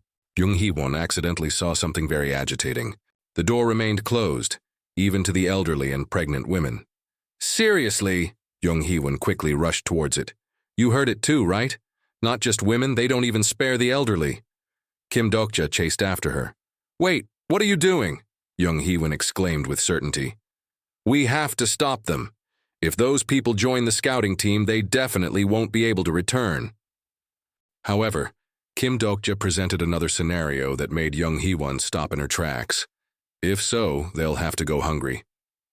He had been wondering since earlier, what is the Hidden One's dedicated attribute, Demon Slayer? That skill made Kim Dokja pay attention. Just looking at the name, it feels quite normal. It has an evolutionary attribute, at least in ways of survival. Jung Hee-won said loudly, "Are we just going to stand here and gossip?" Kim Dokja agreed with that. "Yes, this time you should do that." Immediately, Jung Hee-won's face turned to an angry expression. "What do you mean by that?" Kim Dokja's thoughts. "The Hidden One has very normal attributes, but it also depends on what the user has to face. Of course, it's very rare, even legendary. The psychotic murderer, one of the 100 strongest in ways of survival, evolved from a Hidden One." Kim Dokja calmly explained to Jung Hee-won, "This isn't a problem you can stop just because you want to. Even if you manage to stop it now, when food becomes scarce, this will happen again." Kim Dokja's thoughts. Jung Hee-won, "I thought she was just a passing character, but it seems now I should consider her a companion." On that line of information, there was one important thing that Kim Dokja remembered very clearly. There's only one thing that bothers me. That is the skill of the Hidden One. Kim Dokja also knew about that skill. Outwardly, he calmly asked, "Just a small mistake, and she could even evolve into a murderous demon. Jung Hee-won, the focus of this matter is food, isn't it?" Jung Hee-won was confused, but still answered, "That's right." Kim Dokja said with hidden meaning, "So we just need to solve that core issue." Of course, Jung Hee-won couldn't understand. "What do you mean?" Kim Dokja, on the other hand, picked up his phone and waited. It should be appearing soon. Just as he finished his thought, a familiar golden light flickered beside Kim Dokja. Byung-yung's form appeared above their heads, terrifying the common people. "Dokaibi, Dokaibi." However, that was a very different voice. "Is everyone well? You must have been very lonely all this time." Biryu diligently explained, "This channel was originally managed by a friend of mine, but he's currently under disciplinary action." Kim Dokja also looked at it in surprise. "Disciplinary action?" The new Byung, Biryu, continued. "Therefore, this new Byung, Biryu, was pitch black and dressed like a jungle man. Will be managed by me." Perhaps it wasn't Byung, as Kim Dokja had predicted. It was sweating profusely and looked around. "But why does everyone look so peaceful?" The one named Biryu kept acting all high and mighty. Today, let me increase the difficulty of this scenario. Then that Biryu snapped its fingers to execute the command. Scenario penalty added. Food hoarding restricted from this point forward. All food hoarded up to this point has disappeared. The unfinished food immediately flew up amidst the bewilderment of the people there. What? Food! Food! Biryu laughed with amusement. The scenario has begun. Go complete the scenario now. Its eyes kept darting back and forth, looking very cowardly. Do you think I would leave food behind? But his attitude quickly changed. As expected, Earth is full of trash. The pile of food instantly turned to ash after a snap of its fingers. The faces of the people below turned pale, then dark. From this moment on, show me something interesting. Food. The mission board appeared before everyone here. Kim Dokja looked at it and broke into a cold sweat. This is what Ways of Survival is all about. Countless system messages appeared one after another. Scenario penalty added. Survival fee category added. From now on, every midnight, a survival fee of 100 coins will be automatically collected. The survival fee penalty will be maintained until main scenario 2 is completed. You have now entered the main scenario 2 area. Please find and move to the designated scenario location. At exit number 4, the exit of the train station, Gong Pildu once again gathered the people of his faction. Everyone gather around. I have an urgent announcement. He presented a new condition. Given the current situation, we need many more volunteers to join the scouting team. From now on, those who do not join the scouting team will no longer receive food. In his heart, he was silently cursing. Damn it, why is there suddenly an additional scenario penalty? From this moment on, food hoarding is restricted. All food hoarded up to this point has disappeared. Gong Pildu looked towards Kim Dokja and suspected, could it be that he knew everything beforehand? Jung Heewon was extremely sad and lamented to Kim Dokja, my biscuits. And he was speechless. I told you to eat them all, but you didn't listen. No, that can't be. Kim Dokja's eyes silently met that gaze. Perhaps Gong Pildu is thinking that way. You have correctly read the thoughts of character Gong Pildu. Your understanding of character Gong Pildu has increased. Actually, Kim Dokja had also calculated. Perhaps he will suspect, but he can't be sure that I knew about the food penalty beforehand. Jung Heewon herself was also sensitive to him. Mr. Dokja, did you know about this beforehand? He replied casually. She's suspecting me too. I just guessed. I tried to speculate what the Dokebis would do to cause trouble for humans. The screen in front displayed the rules, but the survival penalty in Ways of Survival was not mentioned at all. Survival fee category added. From this point on, every midnight, a survival fee of 100 coins will be automatically collected. You will die if you fail to pay the survival fee. The survival fee penalty will be maintained until main scenario 2 is completed. A voice called out from behind him again, Dokja. Lee Hyun-sung was confused, so he asked Kim Dokja for his opinion. What should we do now, or should we also join the scouting team? And he flatly refused that idea. No, I'm not going to the surface. Going up there definitely means no way back. He didn't understand Kim Dokja's meaning. But if we want to find food, we definitely have to go up there. Kim Dokja then spoke up, pointing out a solution. This world has changed, so human food also needs to change. Lee Hyun-sung was surprised. What? Then all 5 of them looked towards a dark place behind them. There wasn't a single person below the railway tracks. Wait, Dokja, don't tell me you're planning to, he affirmed with great certainty. That's right. Kim Dokja didn't hide his intentions. We're going monster hunting. So they walked down the railway tracks together. Are you planning to go this way, along the tracks? The group of 5 was bid farewell by Gong Pildu. Well, it seems this will be a long journey. Everyone will need a group to complete the scenario. Safe travels. Kim Dokja looked up at his smiling face and doubted. Ridiculous. He talks as if he's the commander. I thought he would make things difficult for me for not joining the scouting team. On the contrary, he seems more relaxed and at ease. Your understanding of character Gong Pildu has increased. Your understanding of character Gong Pildu has reached a certain standard. In these idle moments, Kim Dokja paid attention to his own skills. Thinking back, understanding of characters will be displayed when I gain their favor or trust, and when I can correctly guess what those characters are thinking. As long as one of these two conditions is met, the character understanding window will appear. Gong Pildu smiled until his eyes crinkled. From now on, I can use it to understand the thoughts and feelings of others.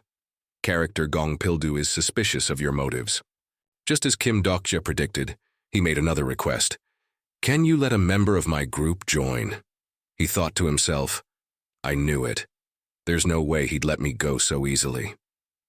The other guy still gave him a reasonable excuse. I just want to know information about the attack. And the person sent was none other than Han Myungo. He screamed every time he moved a little. Blood and human bodies lay strewn on both sides of the road. Corpses, corpses! However, he still boldly put on a brave face. Ms. Sangha, if you're scared, you can hold my hand. Yu Sangha asked. It seems you're even more timid than I am? He replied in a panic. No, no need. Lee Hyun-sung whispered softly to Kim Dokja. Is it okay? He didn't care much about that follower. A harmless, useless person, just ignore him. With his kindness, Lee Hyun-sung also inquired about Jung Hee-won. And Jung Hee-won, are you okay? Your body doesn't seem to have fully recovered. The girl forced a weak smile in reply. No need to worry about me. Take care of Gil-young instead. The worry in the young man still lingered. There will be many dangers ahead. Should we just keep fumbling around like this? I've been thinking hard about this for a while. Should we send Gil-young and the girls back? Jung Hee-won immediately argued with him. Hey, Mr. Hyun-sung. Although I'm not as good as you, I'm pretty good at fighting. I used to learn kendo. Even hearing that, he was still flustered. But, Kim Dokja interjected between them. Have you two forgotten? He led the way and also enlightened them. The world we lived in a few days ago has been destroyed. Let go of prejudices about women and children. In the current situation, anyone must become strong. After stopping at a certain place, Kim Dokja turned to ask the boy for help. Lee Gil-young, show everyone. Lee Gil-young immediately sat down and placed both hands on the ground. A small stream of light emanated from his fingertips and gradually spread. That faint light gradually extended into the darkness. Those who witnessed it were astonished to see the connection of that power. Oh my God, what is this? Damn it, cockroaches. The boy explained himself. My attribute is insect collector. I can communicate simply with insects. Character Lee Gil-young is using the skill diverse communication. There's nothing dangerous ahead. It's completely safe for 100 steps. Then Lee Gil-young affirmed to Kim Dokja with a determined look. Thank you for worrying about me, but I didn't follow you to be taken care of by you or anyone else. Jung Hee-won also couldn't stand the atmosphere here. There are a lot of corpses here, right? The smell of blood is overwhelming. Lee Hyun-sung's curious hand reached up and touched the wall. There's something ahead. I can't see anything. Immediately, a notification panel from the system appeared right in front. You have arrived at a new sub-scenario. The monsters lay flattened on the ground, having been defeated earlier, surprising them. Sub-scenario, obtain food. Type, sub. Difficulty, E, scenario.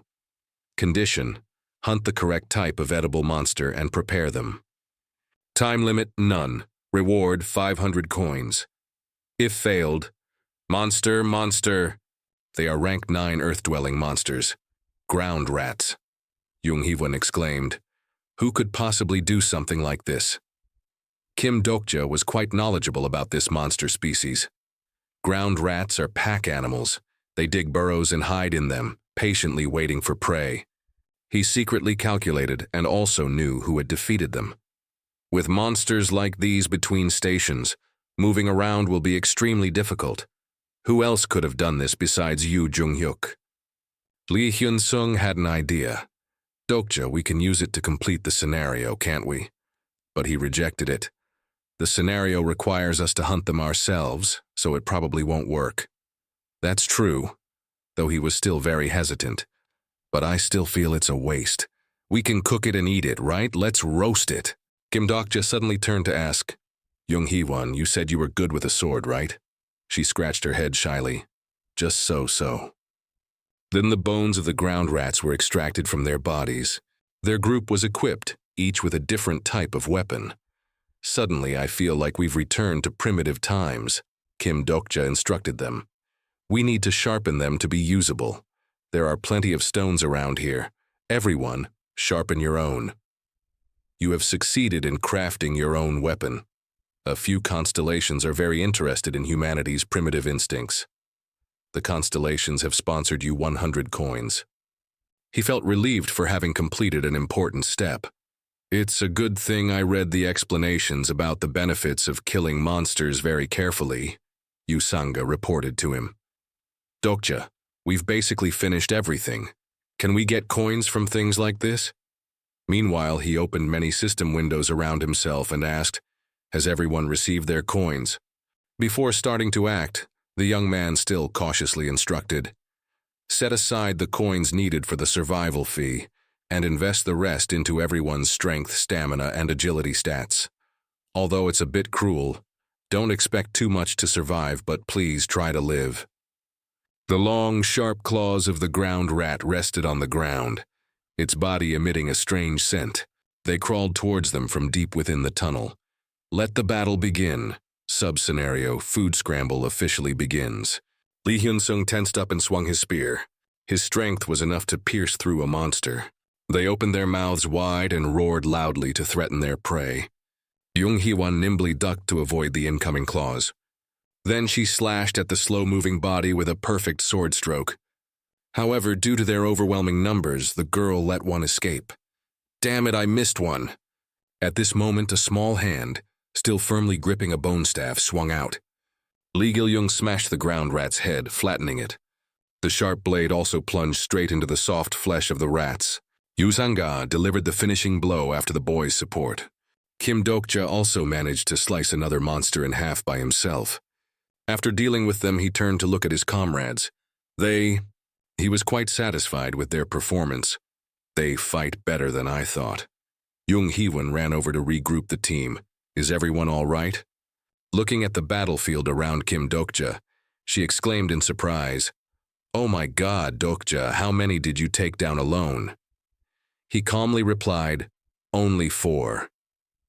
Lee Hyun-sung reported his achievement. I got 2. Lee Gil-young also chimed in excitedly. I caught 3 too. Kim Dokja was even more shocked. 3? He looked at Lee Hyun-sung's brightly smiling face and thought, even though I wasn't going all out, I only got 1 more than him, and I have so many stats and coins. Character information. Name, Lee Hyun-sung. Age 28. Sponsor Constellation. Master of Steel. Exclusive attribute Soldier who turns a blind eye to injustice. Duplicate. Exclusive skills Swordsmanship, Laverne 2. Camouflage, Laverne 1. Perseverance, Laverne 1. Sense of Justice, Laverne 1. And only now did he notice something.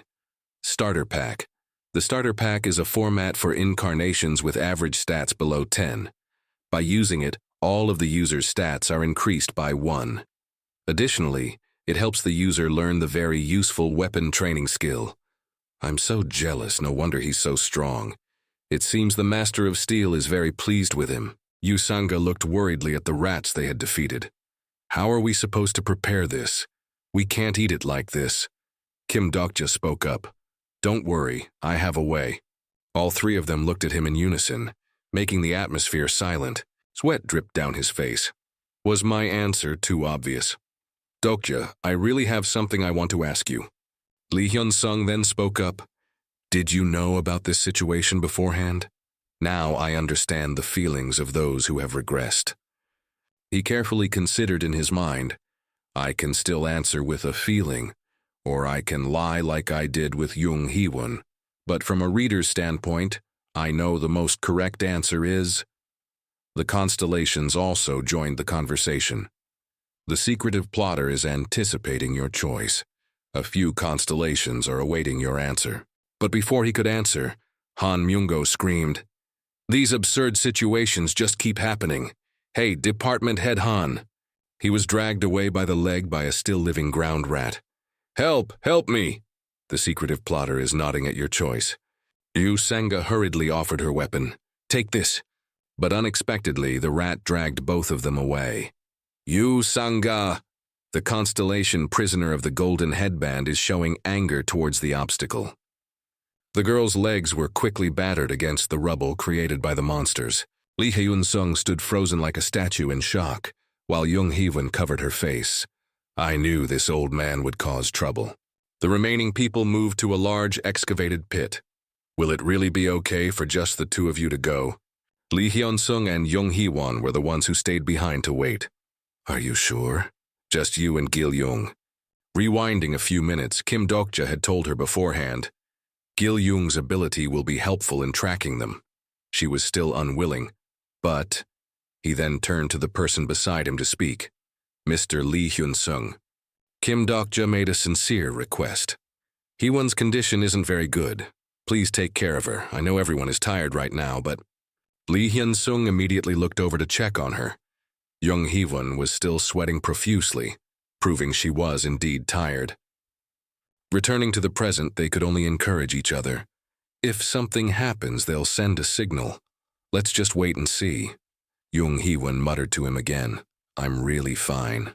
Elsewhere, Lee Gil-young kept holding Kim Dokja's hand to lead the way to the ground rat's habitat.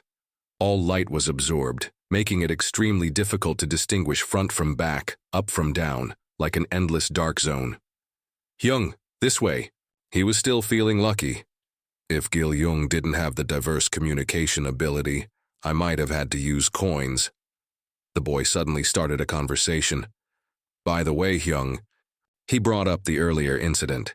You deliberately did that earlier, didn't you? Kim Dokja flinched. What are you talking about? They continued walking as Lee Gil-young directly exposed him. When Sanga Nuna and Myungo Ajusi were taken by the monsters, you intentionally let them be captured, didn't you? In that chaotic scene, the boy had shrewdly looked towards him. At that time, I saw your expression. Why did you do that? The constellations supporting him immediately rebuked. The constellations of the absolute justice system are angered by your cruel actions. The secretive plotter is trying to understand the reason for your actions with glowing eyes. Meanwhile, he silently exclaimed, in the midst of such chaos, that kid was looking at me? This scary kid. Lee Gil-young's determined eyes looked straight at him, making it hard for him to deny. I can't hide anything from someone this perceptive.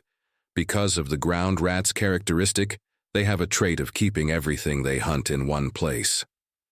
Then Kim Dokja explained, it could be valuable items or artifacts. The path to that place is extremely complicated, so the best way is to follow their tracks. Initially, I thought only one person would be dragged away. I really didn't expect Sanga to. The boy was very perceptive and understood what he meant. So your goal was the items? He didn't deny it. Yes. Are you very disappointed? But Lee Gil-young replied more decisively. No. They both paused to face each other. You're not a person who tells lies. If you were that kind of person, you wouldn't have saved me on the subway. The small hand gripped his fingers even tighter. I believe you.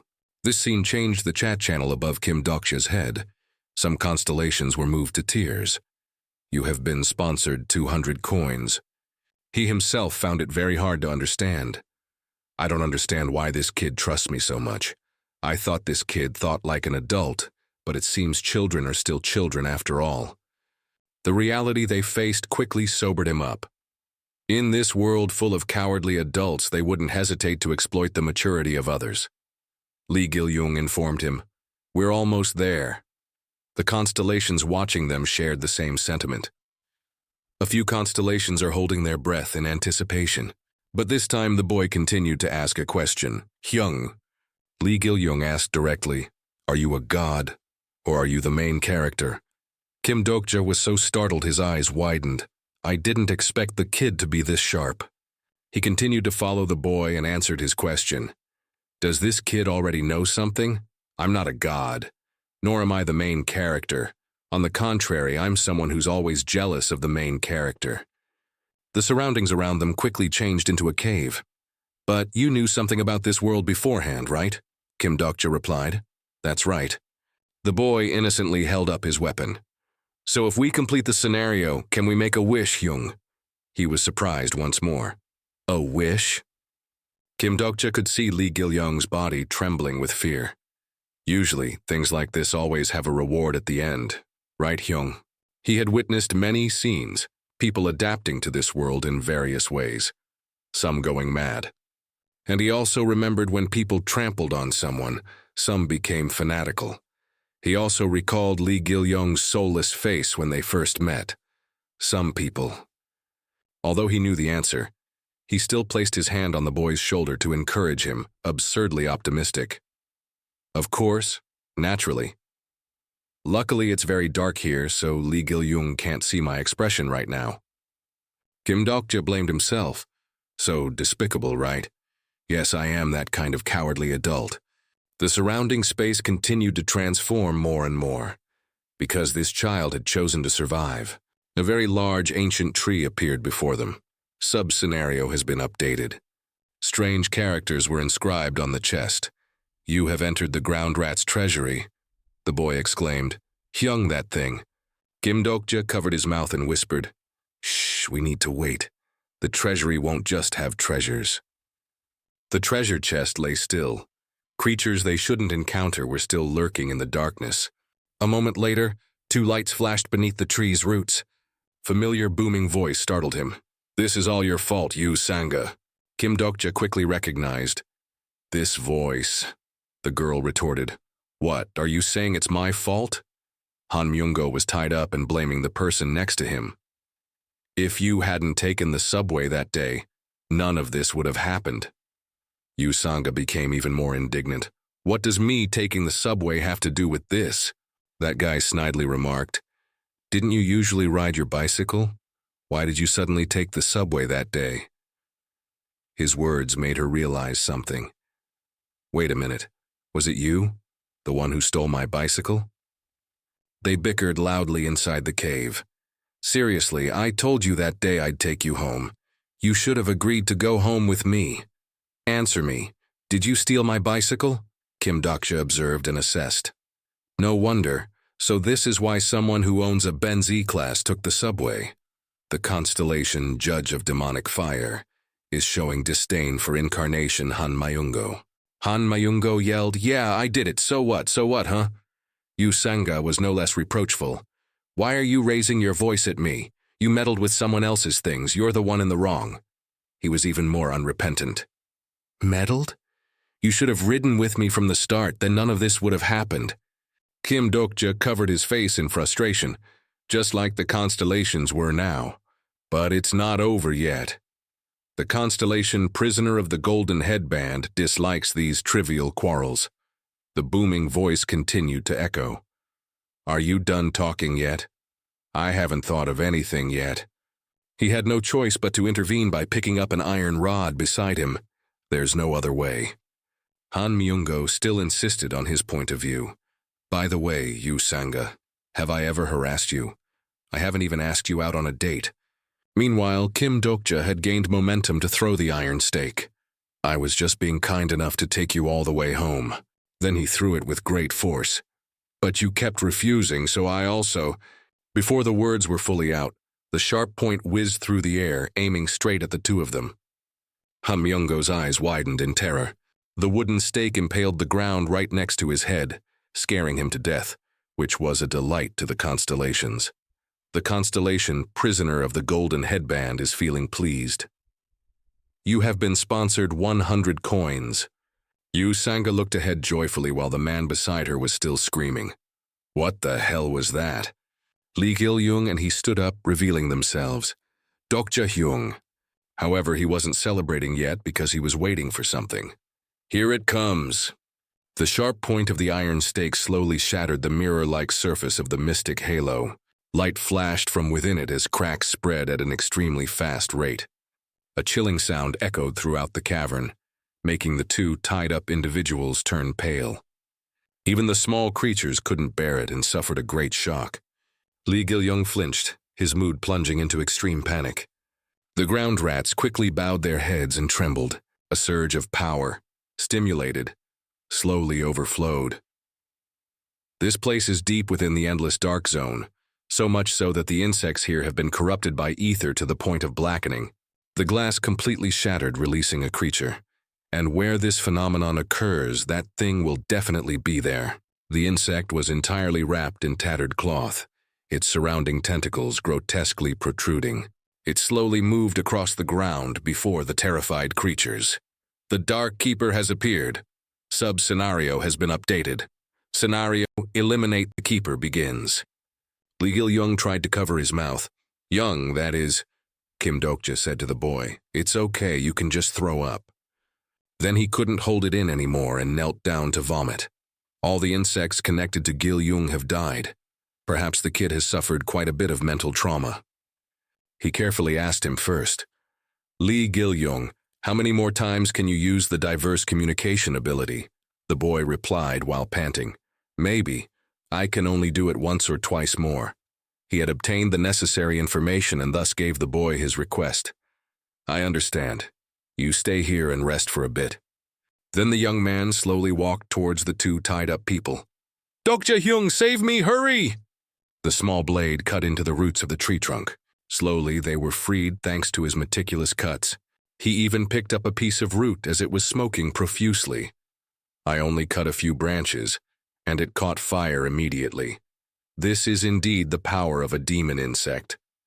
The dark monster began to pay attention to them. Grade 7 monster, Dark Keeper. Kim Dokja raised his sword and signaled the two behind him. Among the countless monsters that appeared after the world's destruction, demon insects are the most toxic. Everyone, fall back.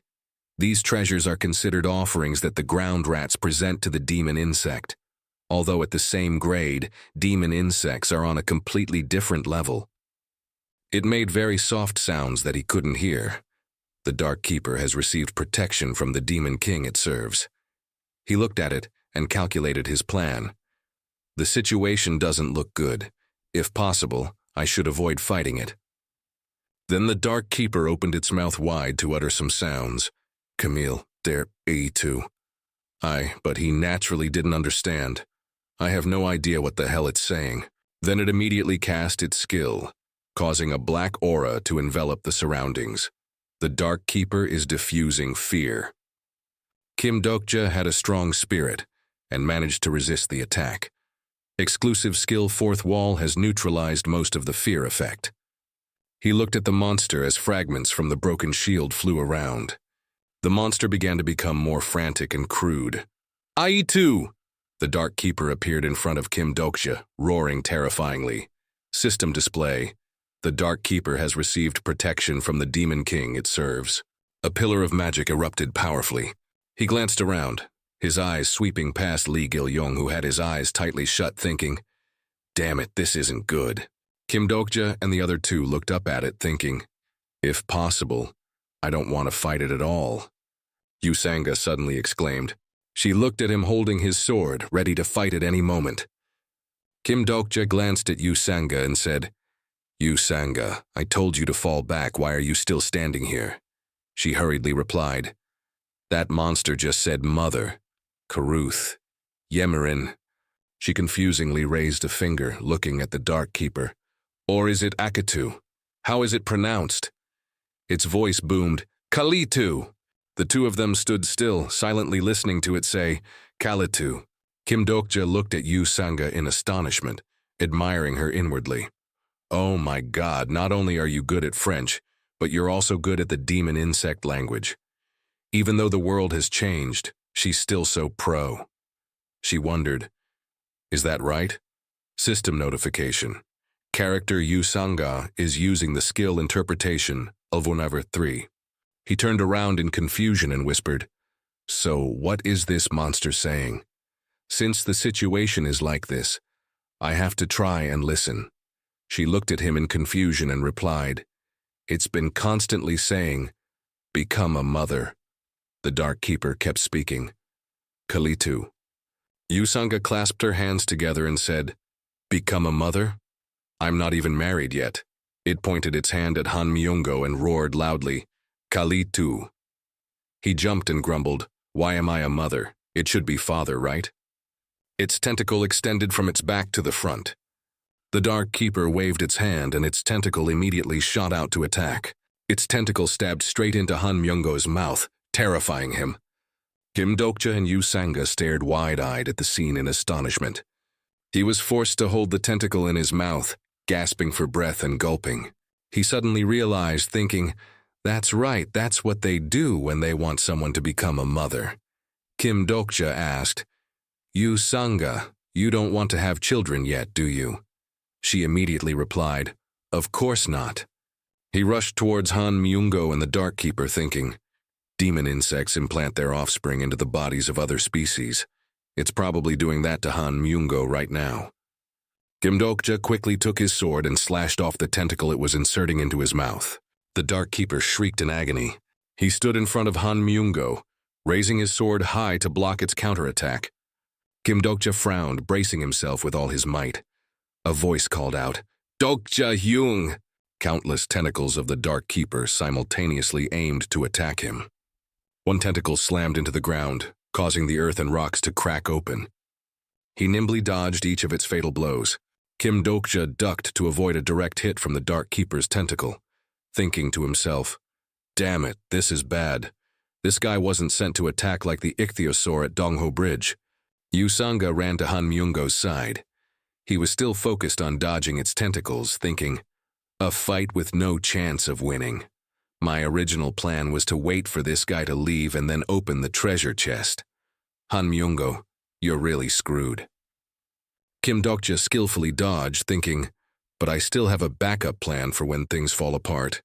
He said loudly, Dokaibi, you're watching, right? Biryu appeared, surrounded by a magical aura. How did you know so well? He spoke while running. I currently have an item to send. Give it to me quickly. It grinned, sweating profusely, and said, that's not under my authority, that's Bihyung's job. Kim Dokja narrowed his eyes angrily at Biryu and said, aren't you handling everything for Bihyung now? Don't you see the constellations are very annoyed? System display. The constellation, prisoner of the golden headband, is cursing Dokkaebi Biryu. The constellation, judge of demonic fire, is threatening Dokkaebi Biryu. It sweated bullets looking at the system panel, reluctantly speaking. All right, just this once. I'm only helping you because I'm in a good mood. The tentacles rushed towards Kim Dokja, but he dodged them all, causing them to hit the ground, shattering earth and rocks everywhere.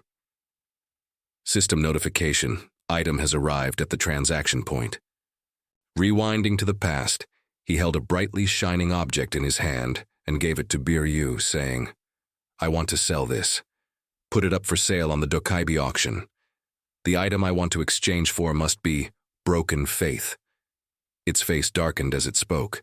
This guy, really? Kim Dokja paused to regain his balance, then raised his hand to gather a surge of magic. System display. You have obtained the item broken faith. A dazzling object appeared in his hand. System notification. You are exempt from brokerage fees due to the effect of the contract.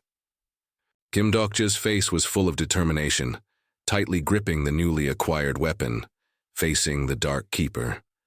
He and it stood opposite each other in an extremely tense atmosphere. The Dark Keeper opened its mouth wide, growling at him. Biryu floated in the air, looking down at Kim Dokja's sword and laughing loudly. Are you planning to fight that demon with just that broken sword? That sword? Looking at the sword in his hand, a piece of which was broken off, it continued. If you don't have special skills, you won't be able to use it.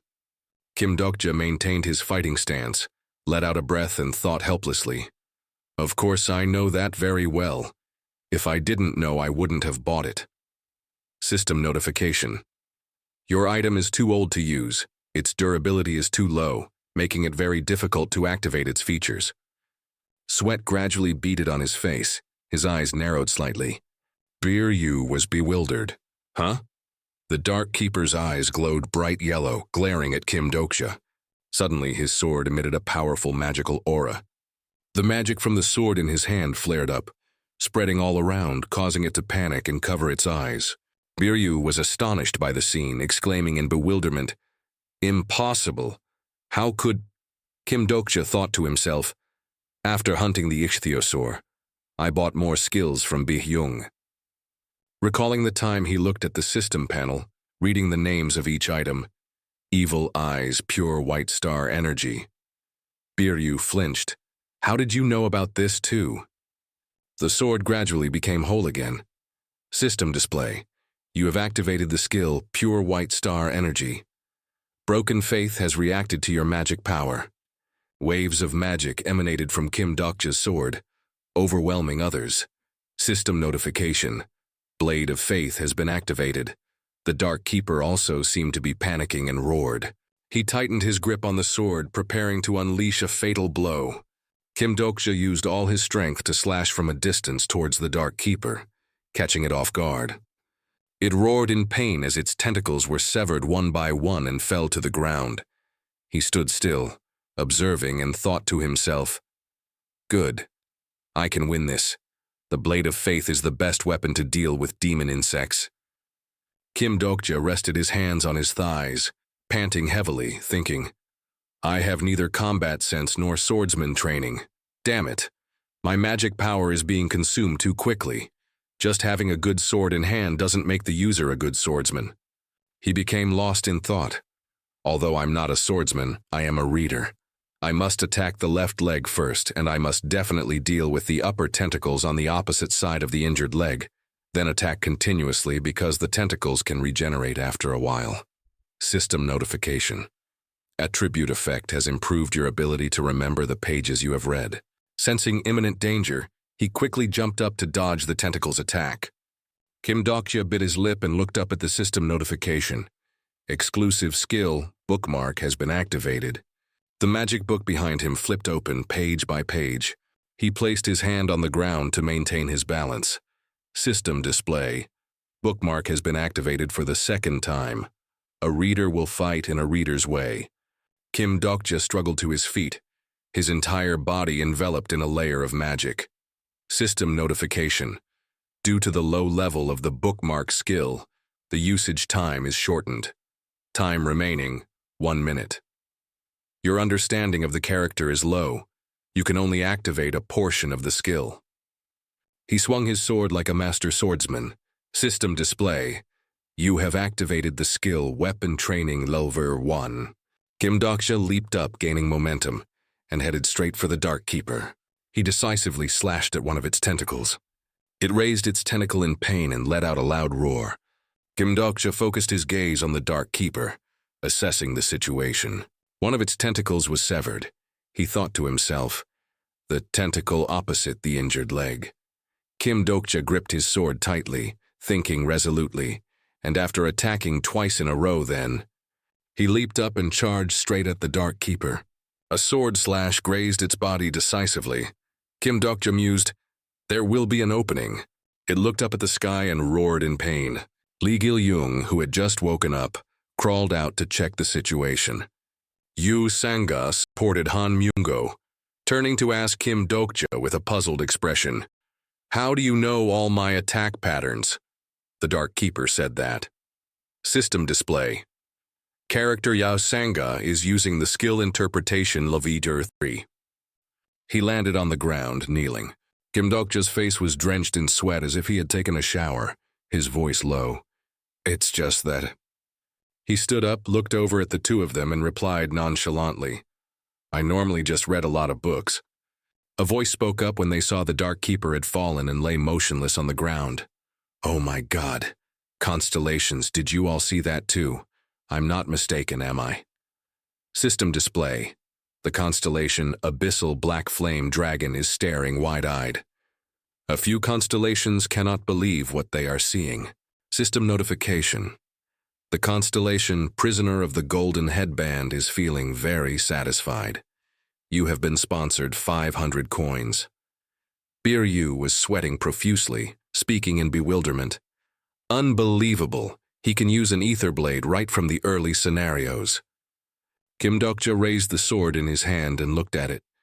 To be precise, this sword cannot be called an ether blade, because compared to it, an ether blade is much stronger. It's a pity from now on it can no longer be used. It frowned and continued. Of course, it's just a broken faith made from a blade that can absorb magic power and is used with pure white star energy. System display. The durability of broken faith has reached its limit. You can no longer use this item. Biryu still couldn't believe it and spoke. Amazing. That unknown Bihyung's channel has a character like this? He looked up at it and urged, I've completed the sub-scenario. Hand over the reward. It replied, Of course there is. Wait a moment. Kim Dokja glanced at each system panel. You have completed the sub-scenario. You have received 500 coins. Some constellations are in awe of you. It pressed its hand on the system panel, asking curiously, But why didn't you kill him? He glanced at the Dark Keeper and spoke. I have a policy of not killing. Biryu was puzzled.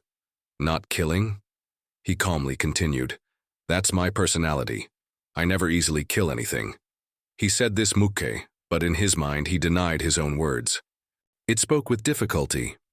But if you kill him, the reward will be incredibly generous. The first person to kill a grade 7 monster will receive 7,000 coins. System notification. The constellation Judge of Demonic Fire is admiring your actions. You have been sponsored an additional 100 coins. It pressed, Do you know that 7,000 coins is an unimaginably huge number? He maintained his stance. I already said, no killing. System notification. The secretive plotter is smiling at you. You are sponsored 100 coins. Kim Dokja raised his sword high, looked at Biryu and suggested, But can you step aside for a moment? I have to open the treasure chest. Suddenly he looked behind him. The sight of Han Myungo stabbing the Dark Keeper with a weapon met Kim Dokja's eyes. He panted heavily, a slight smirk on his lips as he heard the system announcement. Grade 7 monster Dark Keeper has died. He laughed maniacally. Now I'll be the strongest here. Kim Dokja, you didn't expect this, did you? System display. You are the first to successfully hunt a grade 7 monster. Han Myungo's voice, scolding Kim Dokja, echoed, You idiot, in this world and you don't kill. No killing my ass. The system displayed a series of news. An impossible feat has been accomplished. You have received 8,000 coins. Contributors, Kim Dokja, Han Myungo. He laughed loudly, scolding him harshly. I told you, a guy like you can never do anything right, you idiot. System notification. The grade 7 monster Dark Keeper has perished. The Demon King Rage and Bloodlust is eyeing the one who struck the blow. A piece of information from the system made the arrogant Han Myungo freeze. Final blow dealer, Han Myungo. On the other side, Kim Dokja stood with his hands on his hips and spoke. Didn't I tell you? I intentionally didn't kill him. He calculated in his head. Demon insects worship different demon kings and inherit a part of those demon kings' power through the endless dark zone. Therefore, killing a demon insect is no different from challenging a demon king. Kim Dokja looked at Han Myungo, who was kneeling before him due to the curse, and pondered. Furthermore, the curse of the Demon King, Rage and Bloodlust is one of the most terrifying punishments for demon killers. Although I don't know the specifics, I'm quite sure he's gotten himself into some serious trouble. He was bewildered to see Lee Gil-young looking at him with admiration. System display. The secretive plotter admires your cunning. The secretive plotter has nominated your scenario to the star stream. Kim Dokja smiled brightly, his eyes crinkling. Suddenly, a brightly colored treasure chest appeared right before them. He called out, Now, let's open the treasure chest together. A light radiated from inside the cave. Yusanga picked up a bracelet and fiddled with it, saying, I found this. Lee Gil-young held a shield, astonished. I got this. System displays attributes. Item, Mana Recovery Bracelet, Grade D. Item, Ancient Bone Shield, Grade D. She stood behind, watching Kim Dokja patting the boy's head, and said in bewilderment, I didn't expect the treasure to be this simple. He thought helplessly. Well, what can you do? Yesterday the main character definitely passed through here and took most of the good items. Kim Dokja glanced at the treasure box and said, But it's okay, the most important item is still here. He approached and opened the treasure box. A magical item appeared. System displays attributes. Item, mana circuit. Each person is only allowed to possess one mana circuit. Usanga approached Kim Dokja, looked at the item in his hand and asked, "What is this?" He looked at it, thought for a moment, and then replied, "I think I know a little about its use." He pondered. Actually, this mana circuit is the core of the sub-scenario. A while later, he used that item to fry meat. He thought to himself, ground rat leg. A fragrant aroma wafted past everyone's noses. She salivated looking at the chicken leg. "It smells so good. Can we eat it yet?" Lee Gilyung stared at the meat intently. "Oh, meat," Kim Dokja said, his mouth watering. "I'll try it first." He took a bite of the meat. They all looked at him expectantly for his assessment. Kim Dokja's eyes widened, holding the large chicken leg, pausing for a moment. 2 chicken legs appeared beside them. He spoke. "Everyone, try some. It doesn't taste bad." System display. A few constellations are drooling. Some constellations who have eaten these dishes before are nodding in agreement. A few constellations have sponsored you 100 coins. Kim Dokja ate while pondering. Indeed, the taste is much better than when I read about it in the book. The sweet meat juice with just the right amount of fat, and watching others crave it, makes it even tastier. He felt a craving gaze appear behind him. Hanmyungo knelt down, hiding the piece of meat behind his back, and said shyly, "Dokja, I was wrong earlier." He replied nonchalantly, "Go ahead and eat, don't mind me." He scratched his head shyly. "Thank you so much." He laughed excitedly. People often say it's better to die with a full stomach than as a hungry ghost. The 4 of them sat in a corner, munching on their food in silence. Suddenly, Usanga looked at him with a puzzled expression and asked, "But Dokja, how did you know this method? This is the first time I've heard of preparing animal meat like this." Kim Dokja was flustered, not knowing how to explain. "That is..." She thought for a moment and then replied, "Is it because you usually read fantasy novels? Dokja, you've worked so hard and I just sit here eating like a pig. I'm so useless. I haven't been helpful at all." Kim Dokja comforted and encouraged her. "Usanga, thanks to your diligent study of foreign languages, I was able to understand the demon insect's language." Usanga was taken aback. "Really? Thank you for thinking so." She looked at the chest and asked, "But you've been staring at the chest for a while now. Are you planning to use it for something? There seems to be some writing on the chest." He thought in astonishment, can she actually read the language on it? Usanga read the inscription on the chest, "Random item box." Kim Dokja cursed inwardly. Damn it. He turned his face away and muttered, "Thanks to her, I can understand what's written on it. The power of foreign languages is the same in any era." He pondered. The first person to discover it seems to have been an ordinary fox. Yu Jung-yuk, the one who took a mana circuit but didn't take it with him. Kim Dokja mused, "The real treasure here is this black chest. Yu Jung-yuk only discovered this in his 6th regression." Usanga called out, "Come over here and see, Dokja." He looked at her in astonishment. "Can I do that?" She immediately replied, "Of course." Biryu spoke, "In the initial areas, very strange chests always appear. The way to use them is very simple, just put items inside." Kim Dokja reached his hand towards the chest, thinking to himself, the magic core that dropped from the Dark Keeper's corpse earlier. He glanced at the sword, then looked away at the chest and the broken faith. It continued. Who knows, maybe a limited edition item will appear. Biryu floated in midair, grumbling, attracting everyone's attention. "Don't you believe what I'm saying? This is true. But why is it here? Wasn't it banned right after its release? Just put ordinary items in it." Continued as a dazzling light emanated from within the chest. Then a top-tier item will appear. A surge of magic hit Biryu, making him dizzy, and he said, "My beloved constellations, I also don't understand why that item appeared here. Our broadcast will be temporarily suspended for inspection." Channel BI 7623 has temporarily suspended broadcasting. Inside the chest, the magic still shone brightly. System display. The item that appears will be of the same system type as the item inserted. Random selection process begins. System notification. The item you inserted is closely related to a special constellation. The probability of an item related to the corresponding constellation appearing is increasing. Dokja looked ahead, thinking to himself, I didn't anticipate this. Please, I hope it will be an A-grade item or higher. After a long while, the system displayed, a high-grade item has appeared. Remaining uses of the random box, 0. He looked at the two of them for their opinion. Shall we open it together? He thought to himself, this valuable item was banned by the Star Stream Bureau right after its release. Dokja thought again. The setup of putting in a low-grade item and getting out a random high-grade item will cause an imbalance in the scenario and become an unpredictable threat. He held the sword in astonishment. This is... Dokja raised the sword high. System display. Item information name Unbroken Faith.